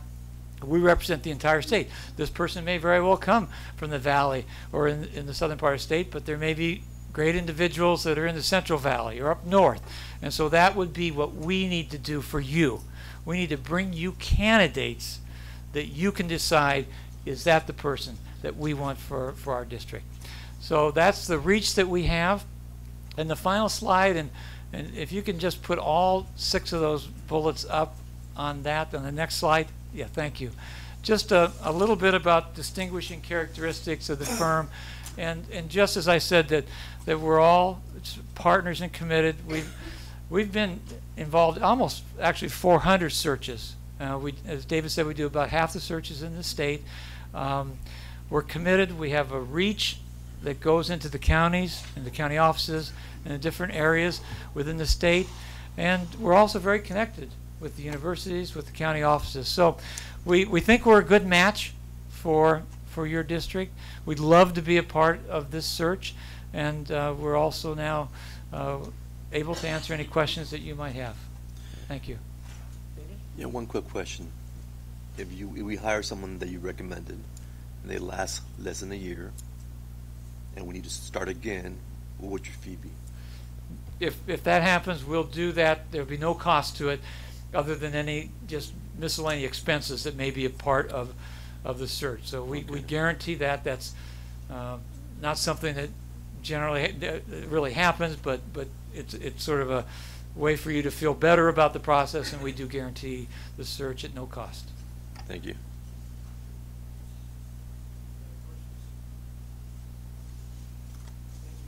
Okay, and just David, no. Just one final comment on the search fee. Also, it's an all-inclusive fee. There are no other associated costs. There's no travel. There's no lodging. There's nothing at all. So, what the fee is for us is an all-inclusive one. Okay, another question: if you give us 5 candidates, and we don't choose any of them, and we need to go back out what's your fee going to be? The fee would remain the same. Okay. Yes. We will work with you until you find the candidate that you want. That's absolutely the case. I mean, this is our mission, our commitment, and so if you're not happy, we'll do that again. Okay, thank you. Bring you back another set of candidates. Thank you very much. For the record, your flat fee is $26.5, correct? Yes, sir. Yes, sir. Thank you. And I simply wanted to end by saying thank you to Janet for all her help and Carlos for being so gracious as it related to a lot of the details relating to tonight's presentation. Thank you very much. Thank you for Thank coming. you. Have a nice evening. Thank you for You too, allowing thank us you. to be here this evening.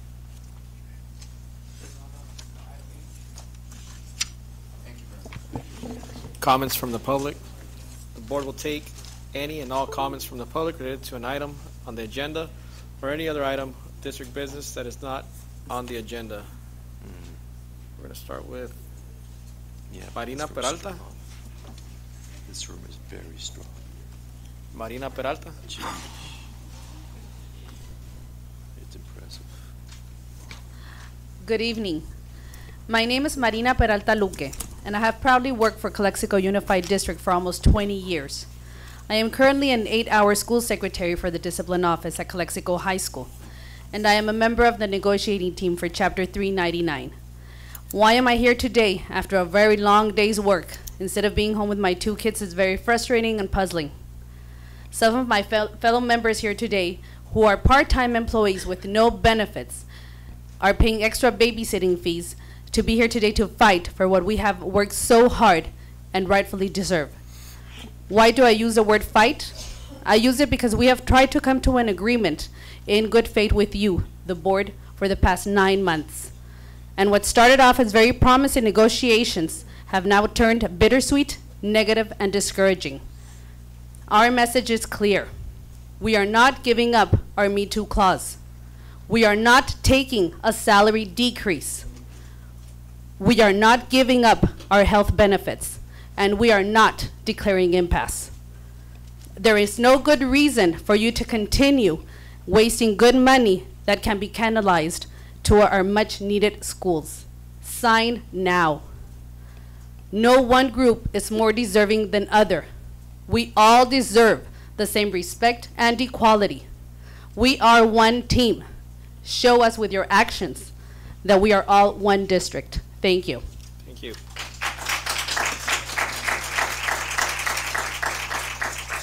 Maria Bravo.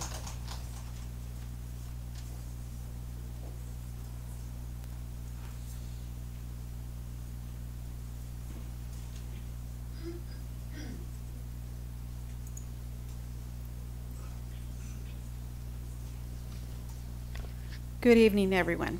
For those of you that don't know me, I am Maria Bravo. I am a classified employee and have been for at least 19 years.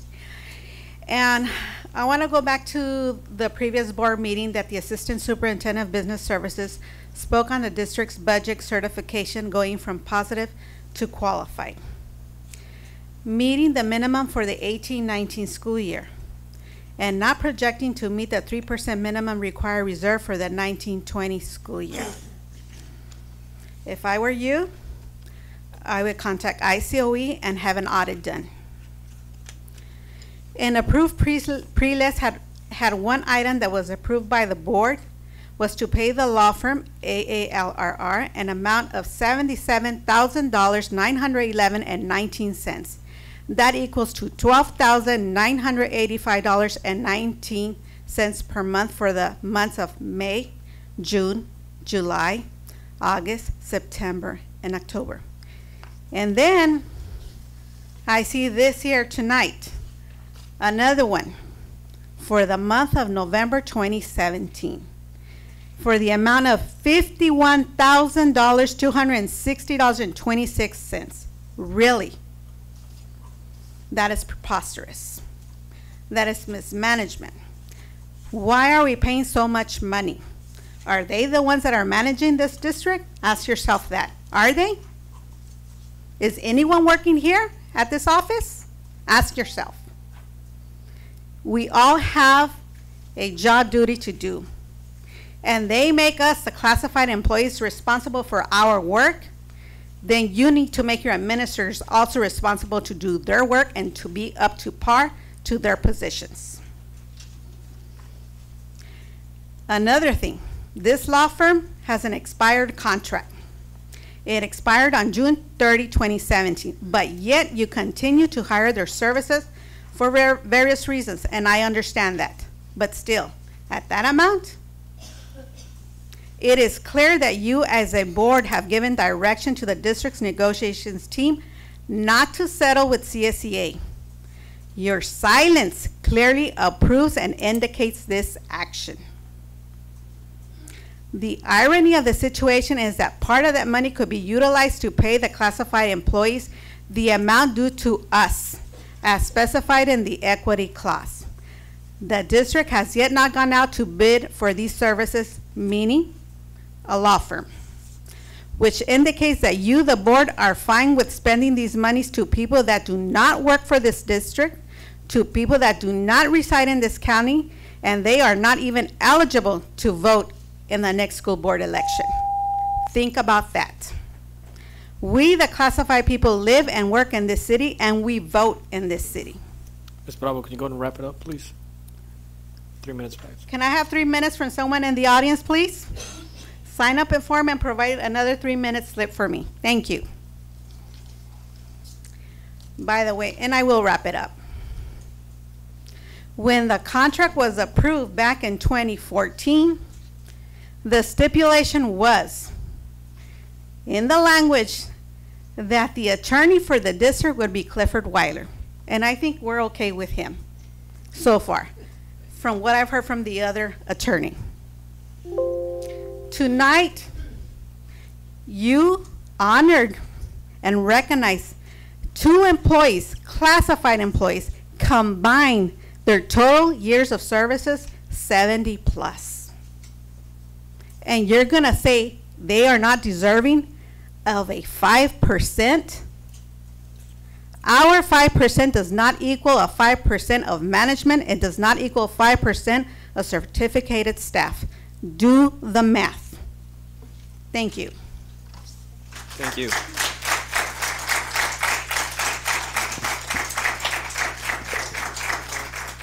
Moving on to I, consent. All items appearing will be acted upon by one motion without discussion. So moved. Unless, hold on. Unless any item is pulled for separate consideration and action. I go ahead and make a motion to, I'm gonna pull item I-10 and item I-12, tabled for later, a later date. I got a second? Second. Right. So, go ahead. I-11,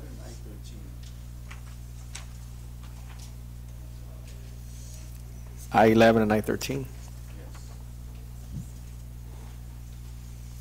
You want to pull or discuss?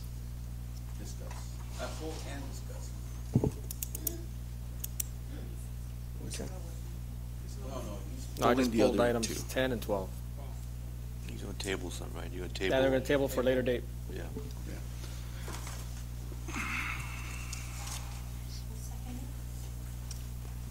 I'd like to pull I-11 and I-13. Well, we're going to discuss this, right? Yeah. That's going to be for discussion, 11 and 13. Go ahead. Yeah, okay. I-11. This one, I-11, is professional development, 5 CHA certified staff members to attend a special education convention expo in Tampa, Florida, February 7th through the 10th, 2018. This is sending 3 psychologists and 2 teachers for a total of 5 staff. Personally, I think that based on what we've been hearing in the past meetings, I want to also make it clear that I'm all for training. However, I think it's too many staff going. I'm okay with sending some staff, but not a total of 5. I know there's probably reasons why we're sending them, but I like to see if we've done it in the past where we have reduced the numbers and allowed them to go over there. And when they come back, they can train the rest of our staff. So that's I-11.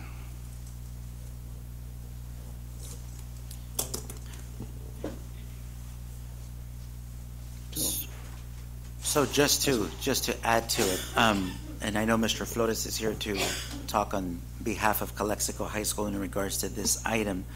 I believe that it's all psychologists that are being sent at this point, and 2 of the special ed teachers. And so just to try to give some background information in regards to why the particular psychologist, it's all of them that are attending at this point. Okay, so we have our 3 psychologists. Mr. Munguia is over at the 9th grade campus, and our 2 other, Dr. Fernandez and Mr. Macias, are they're at the main campus. So it's very important because we have 2 different sites.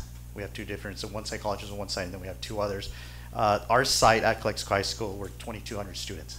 And so just these 2 psychologists provide services for the whole school. And it's very vital, it's very important. They play a very huge role when it comes to our school, whether it's a threat assessment, whether it's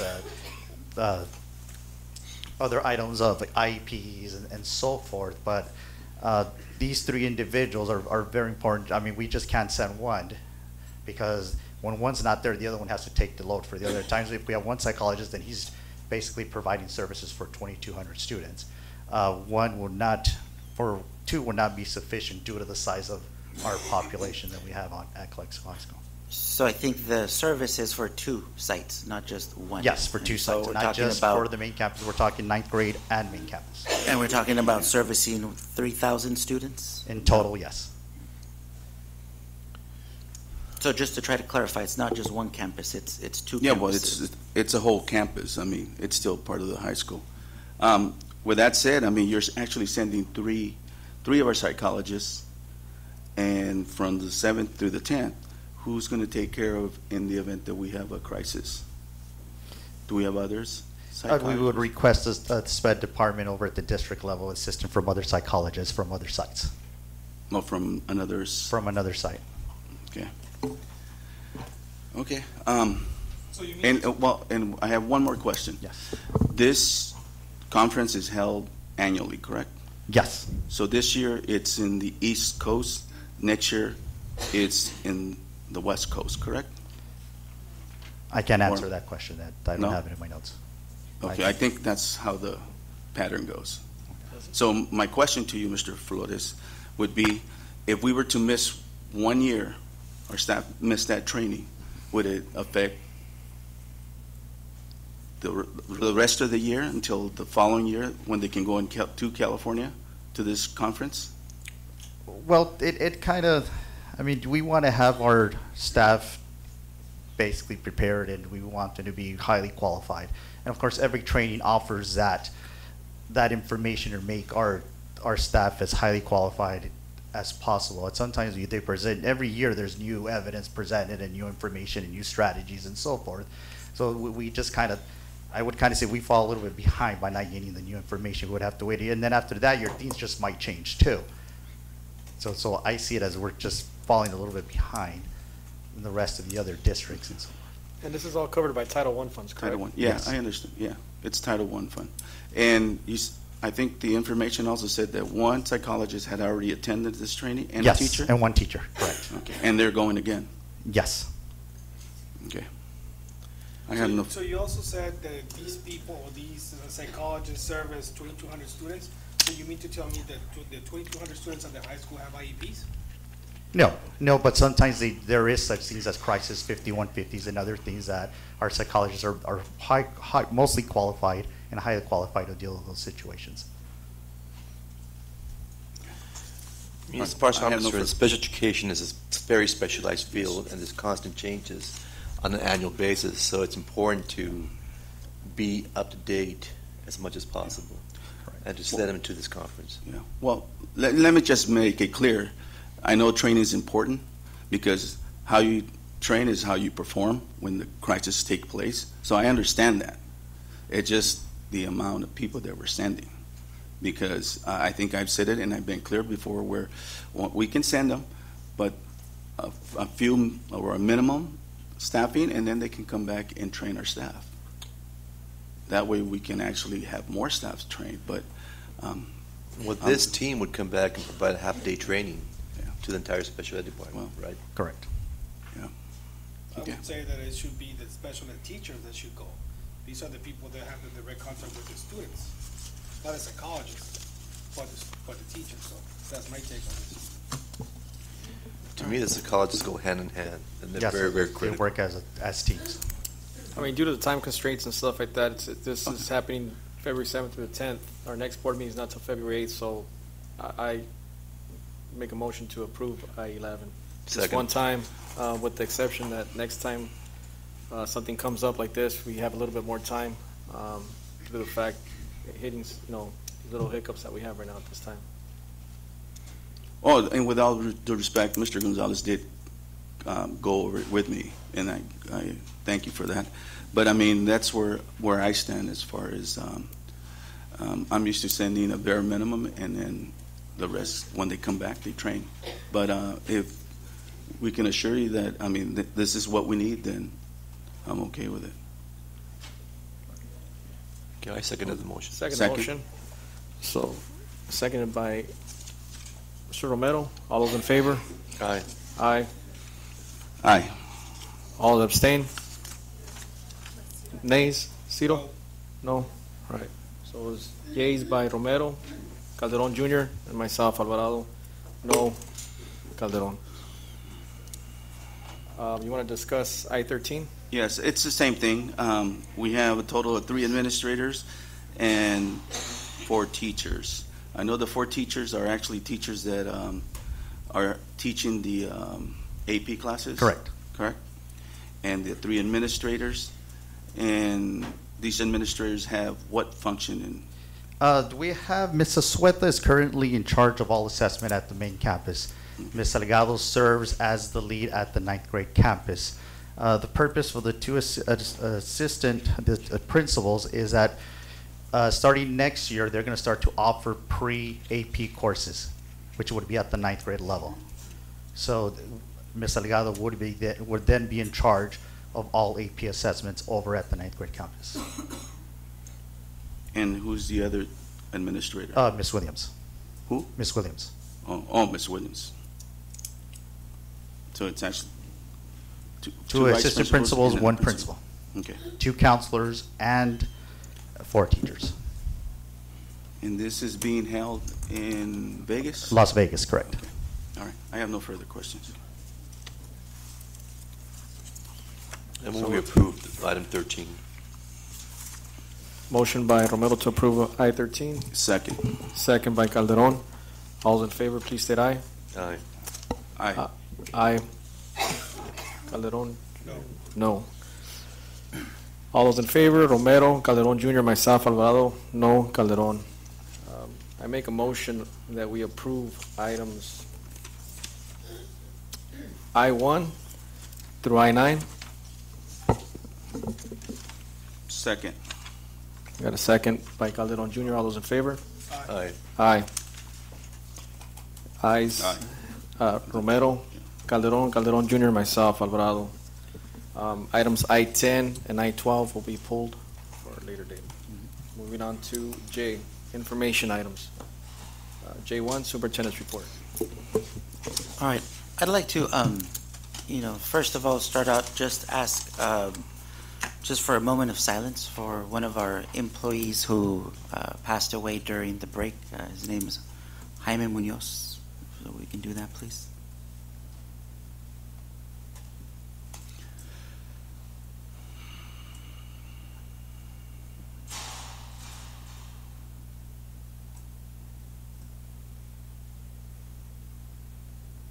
Thank you. Jaime, worked in our IT department, and he worked for 16 years. And actually, many of us remember Jaime because Jaime used to sit here in the board meetings and he used to assist us and support us with a lot of the technology. If you remember Jaime, he was always so full of joy, happiness, and just being around him, you would feel that joy. And so just want to say that we will miss him. I mean, he was part of our CUSD family. We have him in our thoughts and our prayers, and we are very sorry for the loss to the Esqueda and to the Munoz family. So again, he will continue to be in our thoughts and prayers. So thank you. For this school year, we're moving forward with our 2018 CUSD Wellness Fair. There's a lot of work that the Insurance Committee and that the Wellness Committee have been working on. So I'm happy to report that on February the 6th, 2018, over at the Tesada Gym at Calexico High School 9, we will have our Wellness Fair, and it'll be from 1 to 5 p.m. We're going to have biometrics, we're going to have nutrition information, we're going to have, I don't know if the massage folks are going to be out there, yes, and definitely trying to make it a great wellness fair for all of our employees. So everyone's welcome, trustees, from 1 to 5. And so we're hoping that it will be a great event. It's always exciting to congratulate our students for their efforts and for their hard work. So congratulations to all of our students again that we recognize tonight. Also, facilities-wise, I'd like to report that all of our lights are up and working. And so when we talk about Ward Field, our lights are working for all of our, different sports, soccer, and then also, since baseball is right around the corner and is just, getting started, we also have all of our lights up and running. So that's nice to report that our students will have access to those lights and be able to play at night. So, and then just lastly, Happy New Year to everyone. Hope everyone did have a restful, joyful, and peaceful break.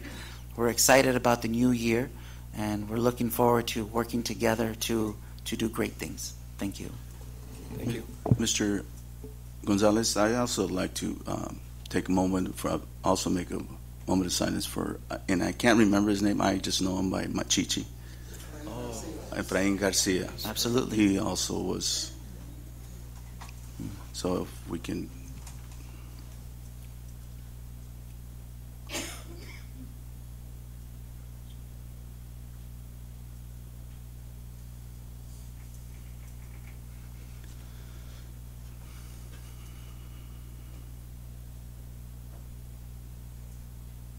Okay.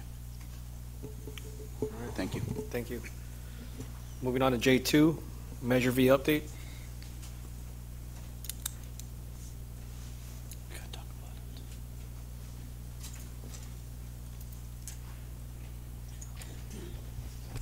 Good evening, trustees. I have a two-part update for you this evening. We have Mr. Ben Horton, who is the Vice Chair of the Citizens Oversight Committee. He would just like to share some information regarding the committee. And then secondly, Mr. Jimmy Sanders is going to give an update on the project. So please welcome Mr. Ben Horton.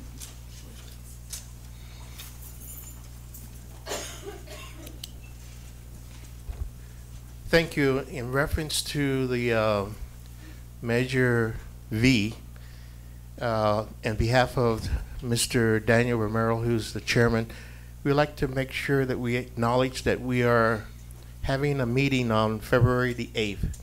And I have heard from the public they would like to have these meetings more inclusive to know when the meetings are going to be taking place, because one of the things that we should remember is that once upon a time we had another measure, and we do not want to repeat that measure. And that's why we want to have more openness to the meetings. And this is something just to acknowledge that we will be having a meeting February the 8th at 12 o'clock here in this boardroom. And we want to start making it a point, if possible, but I know this takes something like a act of Congress to maybe start announcing it in the at the schools so the parents or the kids can let the parents know, because we do want the public to be more involved with the oversight committee, not just to be having a meeting to have a good old time. We want the public to be involved, and that's what I'm saying today. We have invested a lot of money on marquees, so we should have a lot of marquees out there to spread the message. Thank you. Yeah, the announcements. Carlos, can we maybe, not maybe, can we put that on our website so that people can know about it? Thank you. Thank you very much. Thank you, Mr. Wood. Will do. Thank you.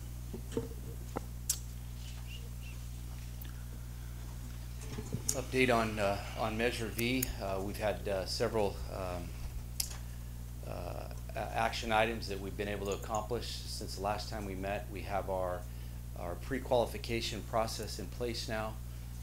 We have 2 meetings scheduled for the week of January 23rd with the end users to present the project and to get input from the end users of the facility. Of course, we've been continuing to produce the drawings and specifications to get ready to go out to bid, and we have legal advertisements that are going to go out in the 1st of February for both the modular building project and the relocation of the parking lot project. So everything is on schedule, and we look forward to keeping everything on track and being successful. Thank you. Thank you. Moving on to J. Do have one more, Mr. Sanders. I know that we're in the take for hopefully that the state can match our funds, our bonds. And I've been asking for a plan B in the event that this match doesn't happen, because we would be short half of the funds, correct? Correct, yes. In order to complete all the projects on the list, that's We part need of the our 48 plan. million. Yes. So you might, I'm scale back. I'm not trying to jinx Calexico Unified School District, but we need a plan in the event that our state doesn't match our Yeah, funds. and And we can talk with Carlos and so forth. How does everything look in regards to that? Well, so we're not going to be able, until the plans are submitted to the So. state approval, we're, hopeful there's that state bond money that's available, but I can share that our unrestricted general fund, which I've shared many times, cannot support a $45 million facility. So in the event that, Plan B, which I'm certainly not trying to jinx Calexico Unified either, then we would have to just complete what we could afford with our $23 million, which is probably one or two of the 2-story buildings. It would be the phase 1 and the phase 2. That would be where the buck would stop until we receive additional funding. And that's what I mean. Yeah. So, if we want to be transparent, might as well let the public know that we're banking on the state Correct. matching. The state matching, that is, and yeah, you're absolutely right. And we've put the plan out there that it is contingent upon state funds, and like I've shared in the past also, that cash flow is also an issue. That's something that as we spend, we rely on those state matching funds, because once we spend $23 million, it's on a reimbursement type of thing. So we have to manage cash very carefully, and we would certainly rely on the state match. And again, if not, the plan B is we will build what we can afford, and until either another bond is passed or there's that second issuance of the bond, and or the state releases additional support for facilities, then we have to just do it phase by phase. And that's really kind of our plan A and plan B right there, because our general fund cannot support $23 million extra dollars. We do not have that at all. Well, I just don't want it to be a surprise to everybody. Right, and I'm just, keeping my fingers crossed as well that we will get that matching dollars, and that's why we're working hard to get on the list and to be in line to receive those matching dollars. Like Jimmy said, we're on track. We're still on track, and we're moving forward. Perfect. Thank you. On a positive note. Well, I'm positive. Don't get me wrong, but yeah, I think we all are positive. But in the 20 years that we've been at this at school projects, we've never seen a district not receive funds. Now, sometimes you don't receive them when you want to, Right. Yeah. but once you're on the list and you have the eligibility, I've never seen a district not receive funds. So are we on the list? We are not on the list yet. Yeah. You got to turn the plans The in. plans are Okay. ready. Yeah. as soon The- as but we they're get- ready. Yeah. But we're on track to On get track them to- on the We're on list. We're track to still get on on the timeline to get them on the list. Okay. Yes. All right. Yes. Okay. Thank you. Moving on to J3, association comments, ACT. Hi, good evening, board members, superintendent. First of all, I personally would like to wish you all a happy new year. I haven't been here in a while. I've been sick for the last month or so, unfortunately. But on behalf of ACT, I hope that this new year brings continued success to all of us. And when I mean success, I'm referring to all stakeholders, board members, parents, community members, and all district employees. And achieving success in this district is represented by one word. And we had a CSEA member who mentioned that word, and that word was team. And without team or teamwork, we are nothing. So tonight, in support of my fellow CSCA classified members, I would like for you to continue to bargain with them and act in good faith. To act in good faith towards them by honoring the Me Too clause that is found in their contract. And let me remind you what it says. Article 13.1, in the event of an agreement with another bargaining unit, and that's us, ACT, in agreement with another bargaining unit provides a total economic package exceeding the total economic package in this agreement, CSEA will receive the adjusted difference accordingly. And from what I heard, you're not even offering them what we got. And as they strongly said, that's nothing compared to what we got. And they're right. And let me remind you that Governor Brown just approved our budget, right? And districts K through 12, at the K through 12 level in community colleges are getting $78.3 billion. And only 11% of that is for community colleges. The rest is K through 12. Secondly, there's $3 billion that are being allocated to support the local control funding. Okay? And there's a one-time discretionary funds of $1.8 billion given to every district. So, like someone said before, do the math. I'm sure you can come up with the money. But let me continue with that. So, obviously you guys have not, acted in good faith with our fellow, classified staff. And you have gone back on what you had agreed with them. You have taken a step backwards. That to me is not taking a step forward, like I said, towards success. And I will leave you with this quote that came to mind when I thought about how easily people break agreements. And this is in regards to CSEA. Remember this. A man is only as good as his word. The meaning is that a good man or person is someone who not just makes promises, but lives up to them. In other words, someone who keeps his or her word. So if you want the district to continue to take steps forward, we need to honor our word with each other. Let's not just talk the talk, let's walk the walk. CSEA members are an integral part of this team. Do the right thing, take a step forward, and be a people of your word. And that's for CSEA. Now, continuing my other concerns for my union members as a representative, as vice president, and I want to continue tonight by addressing our continued issue with the ACs. Okay, you have heard us continually bring this problem up to you guys, that this new AC system does not work. And we keep telling you, and you continue to move on to a new school. And this time, it was Blank Charles. So our previous concerns of lack of proper cooling of the rooms are showing that students and staff are being affected, and it's continuing. Issues at Blank Charles have been addressed to me right at the return from winter break. It was like the second day I had returned. And I'm going to read you some of those concerns, okay, real quickly. And let me start with Blind Charles. And we're able to talk to at least 21 teachers, not that there are not more of those teachers who have problems, but they're telling me that their rooms are getting hot and muggy. In some rooms, the AC kicks in at 80 degrees. And we have several teachers, and there are several teachers bringing in their personal fans from home. Are you guys bringing your fans here tonight? So nice, right? Okay. Now, another one said, they brought it up at the PLC, which is their bank day. And they told, email your principal.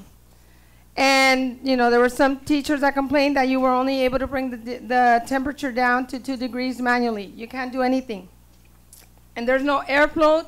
Teachers have been leaving the doors open to their classrooms to see if, some air will get in there because it's so bad. You've already experimented with so many schools, and now Blanche is the next one. My school's probably going to be next. And you're going to keep hearing about it. When are you guys going to understand it's not working? It's not working. Rockwood said the same thing, In the morning it's been, pretty fresh, but after lunch the classrooms are getting stuffy and very hot. They need to open the doors so it doesn't get that humid. The temperature is set at 74 and they can't do anything about it. And as we know, here in the valley, there's no such thing as winter. It's been hot all these days, December, January. Think about when, we're approaching LPAC testing, which is our new, state, English learner test. We're preparing kids for this. How can they learn in that hot environment? How can they be ready? And we haven't even talked about SPAC, which is going to be closer, April, May, which is going to be hotter. And that's our high-stake testing. And what about summer school? We have summer school. What's going to happen then? This, we keep bringing this problem up to you, and you guys don't take care of it. When are you going to realize that it doesn't work? Okay? It doesn't work. And, I keep hearing the person in charge, saying, you got to give it time, give it time. You know what? There's no time. Or you've already had enough time. And you got to realize it's not working. And, it seems that we consistently bring this to your attention and continues to fall on deaf ears. And I hope tonight it doesn't fall on deaf ears once again. Thank you very much. Thank you. CSCA.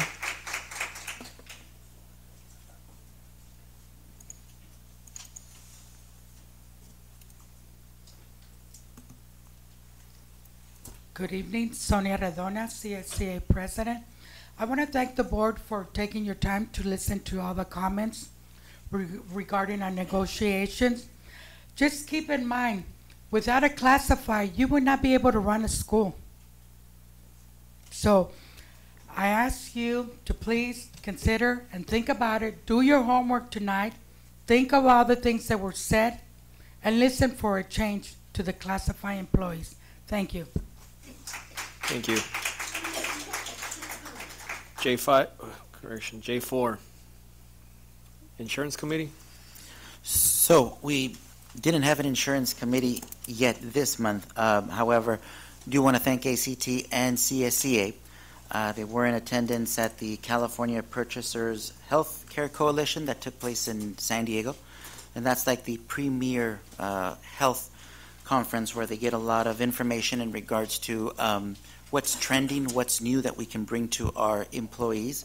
And kind of to piggyback from that, that's where we learned a lot about the wellness. And so I'm very happy to report now that, as a result of attending these conferences and hearing this information, now we're actually implementing a huge district-wide wellness for our employees. And I do want to thank our wellness committee. We call them the champions. It's all voluntary, but they've been helping out to ensure that the 2018 CUSD Wellness Committee becomes a success. And so I know we have a few of the Wellness Committee members here in the audience, Mr. Flores, Mr. Price, Ms. Calderon. Did I miss anybody? But thank you very much, and we're looking forward to our wellness health for this year. Thank you. Thank you. ROP, we're going to skip. Michael's not here today. Safety Committee. Good evening. Just to let you know that tomorrow we are having our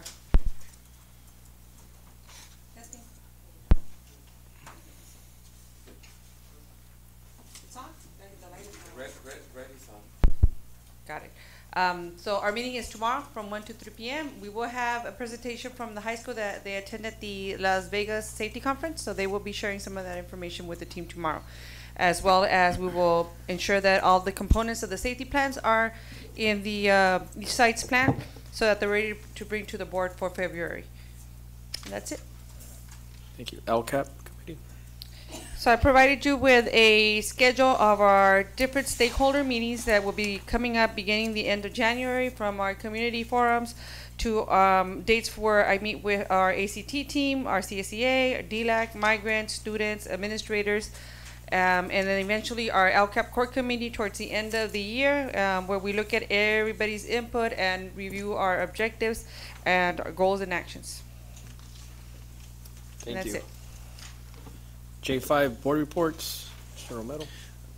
Isn't that, I have a question. Why are we having issues with the ACs? Jeremy or somebody? What's going on? I mean, this is the first I've heard of it. I figured it'd be the winter, I mean, and we'd have no problem with it. Well, the original set point for the T-stats was 76 degrees with the ability to go up 2 or down 2, which, you know, in warmer days they could take it down to 74 degrees. But from that last board meeting that we had, and we, you know, got direction to move it down, so we did. So it's set at 74 degrees.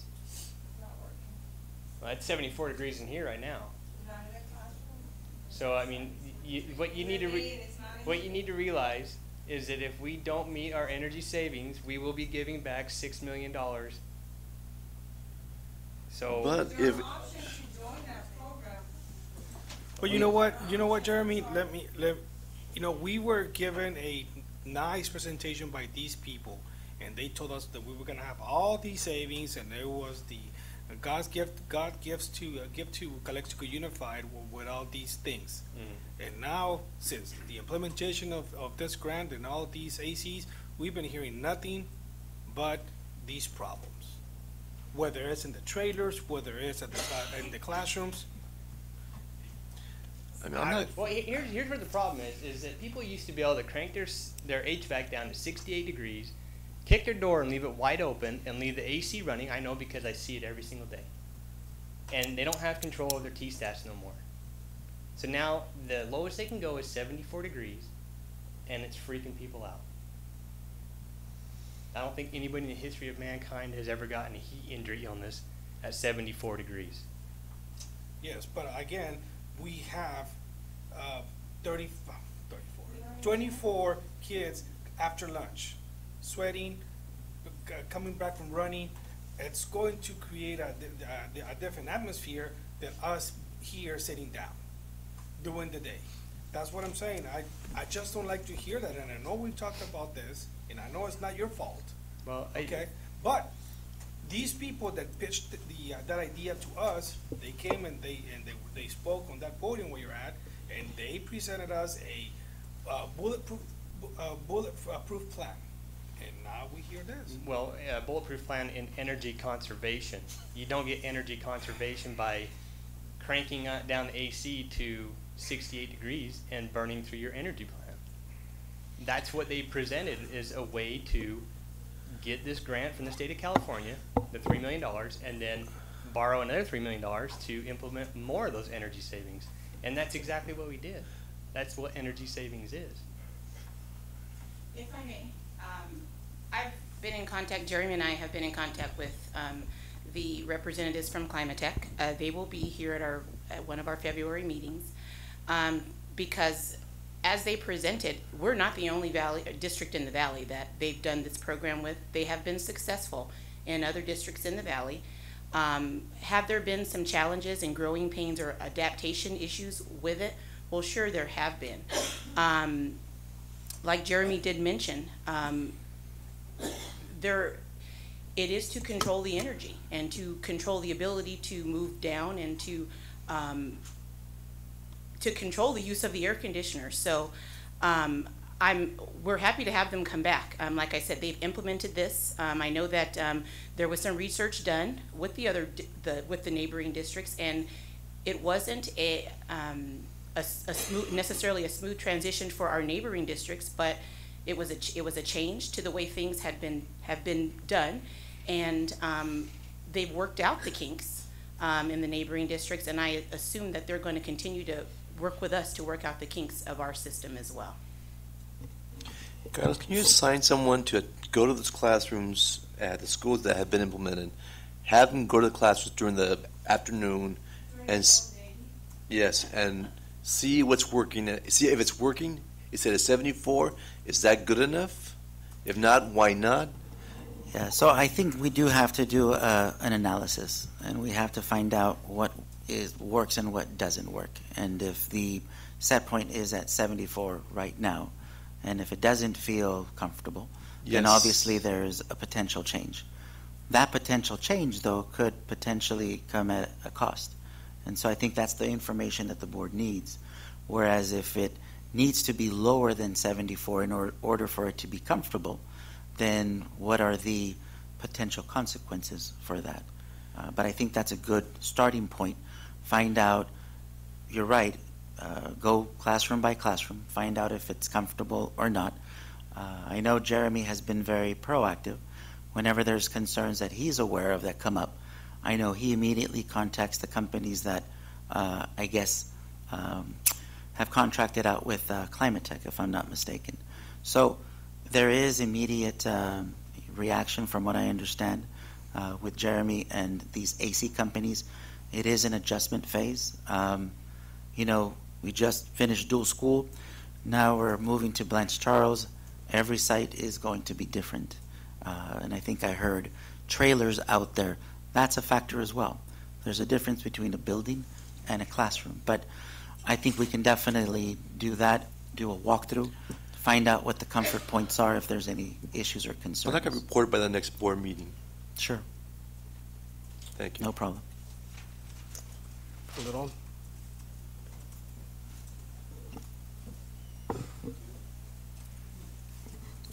Welcome back, everybody.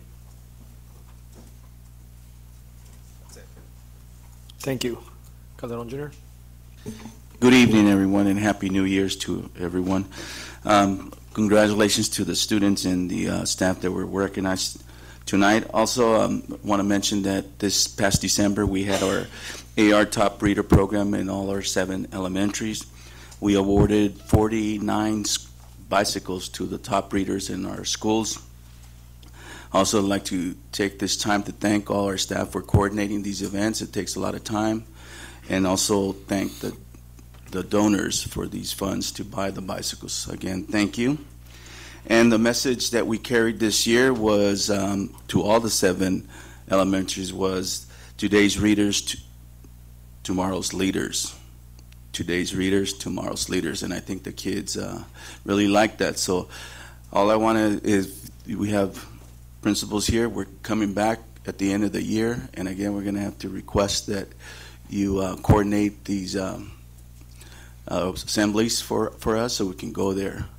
And again, Ms. Montaño, thank you for your efforts in helping with the funds, also with the grants. And I have no further Thank you. thing to say. I just want to wish everybody a Happy New Year. And thanks everybody for showing up today. Congratulations to all the students that were recognized and all the employees that were recognized also as well. I don't want to reiterate what was said by Mr. Romero and Mr. Calderon, but hopefully, this gets remedied pretty quick with the ACs. Other than that, let's have a good year, and I think we can move, forward from this point forward. Other than that, thank you, and let's move on to action items, item K. Let's start with K1, preliminary selection of executive search firm for selection of superintendent subject to a successful completion of contract negotiations. Do we need to choose right now? I'd like to study the companies more. You want to go ahead and just Table it. Can we tell it for the next meeting? for February the 8th? Yes. I don't see why I not. like to table, I like to motion to table for the next meeting. Motion by Calderon to table, item K1. Second. Second by Romero. All those in Yeah. favor, state aye. Aye. Aye. Aye. Aye. Aye by Romero. Aye Calderon. Calderon Jr., myself, Alvarado. Moving on to K2, and I believe we have somebody that wants to speak in regards to that. This is the agreement between Calexico Unified School District and CRNR Inc. for solid waste and recycling services. Mr. Carrillo.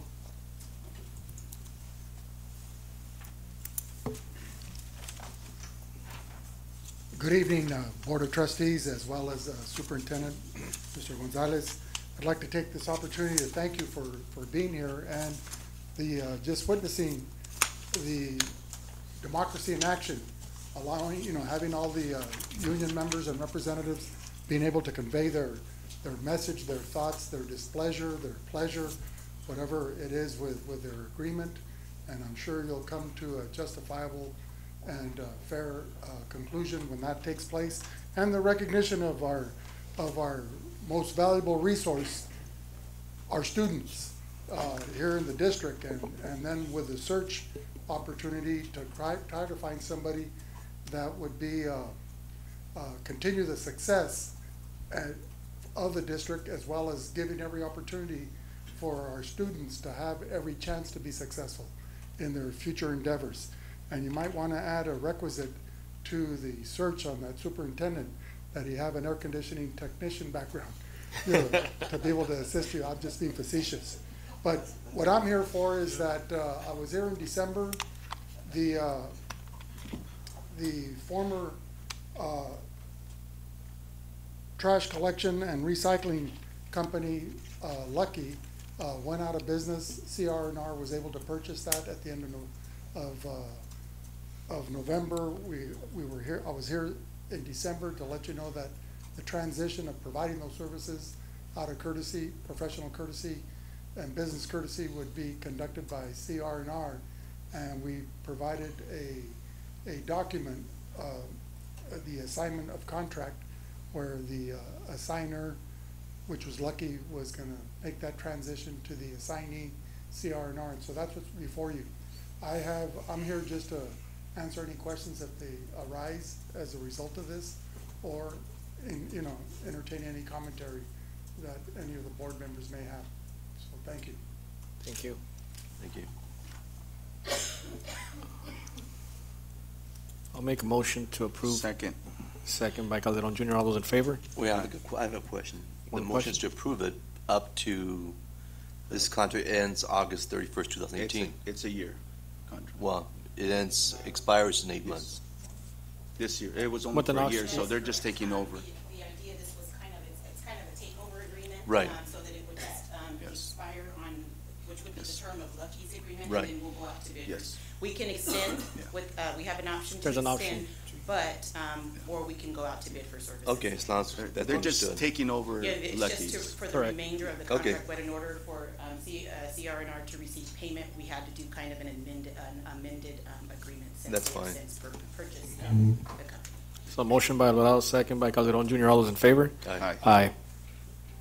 Yeses are Romero, Calderon Jr., myself, Alvarado. Moving on to K3, agreement between Verizon Wireless and Calexico Unified School District for cell tower antenna installation on new light poles at Calexico High School, Ward Field.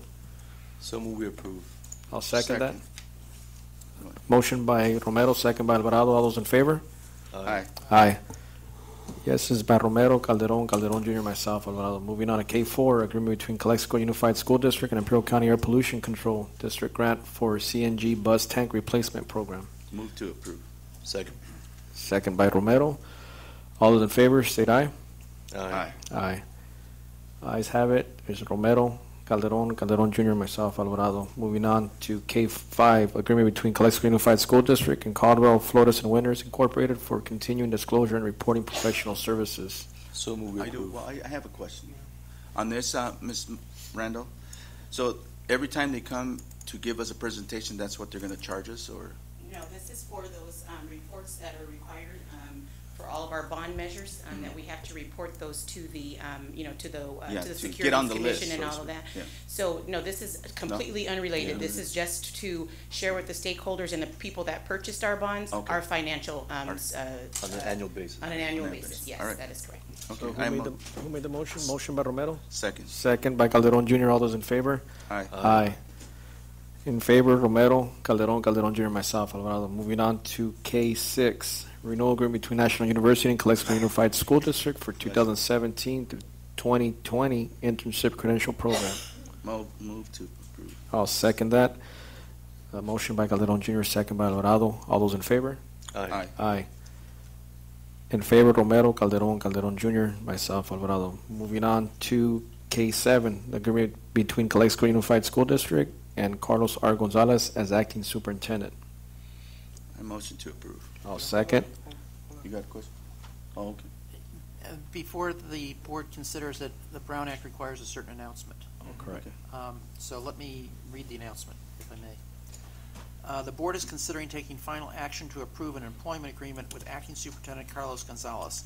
In accordance with the Brown Act, Government Code Section 54953C3, this summary is provided regarding that proposed contract. The term for Mr. Carlos R. Gonzalez to be employed as Acting Superintendent commences November 15, 2017, and continues until the effective date of employment of a new district superintendent or upon notice by the board, whichever occurs first.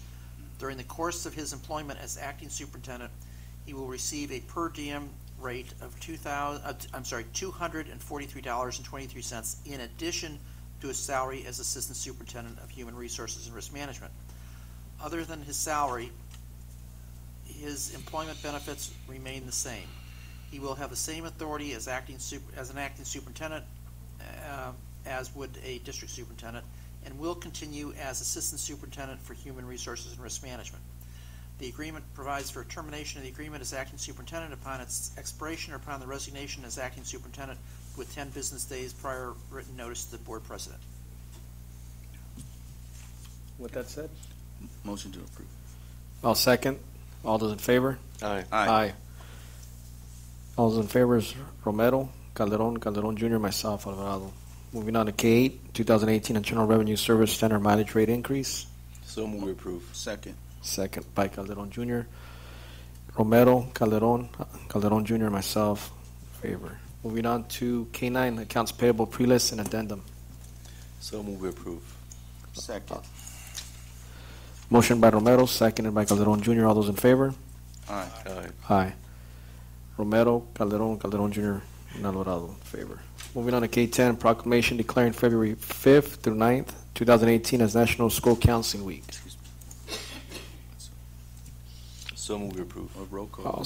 I'll second that, but it's a roll call. Oh, Yeah, oh, it's yes, a roll call vote. Yes. Romero, yes. Calderon? Yes. Calderon, that was seconded by myself. Calderon Jr.? Yes. Alvarado, yes. 4-0. Moving on to K11, certificated employment report. I move to approve. K11? Is it K11? There's a. I'd like to make a recommendation to approve the certificated employment report with the change on the extended contract. It's Gamino Mendoza, not Gamino Martinez. And on page 2 of the employment report, on the Parent Leadership Institute, it's Leticia Cota, not Lilia Cota. And there was a motion by Calderon. I'll second that. Alvarado, all those in favor? Aye. Aye. All those in favor, Romero, Calderon, Calderon Jr., myself. Moving on to K12, classified employment report. Motion. Motion by Calderon Jr. Second. Second by Calderon. All those in favor? Aye. Aye. All those in favor, Romero, Calderon, Calderon Jr., myself. Now, at this time, we're going to reconvene to earlier closed session. And the board will now go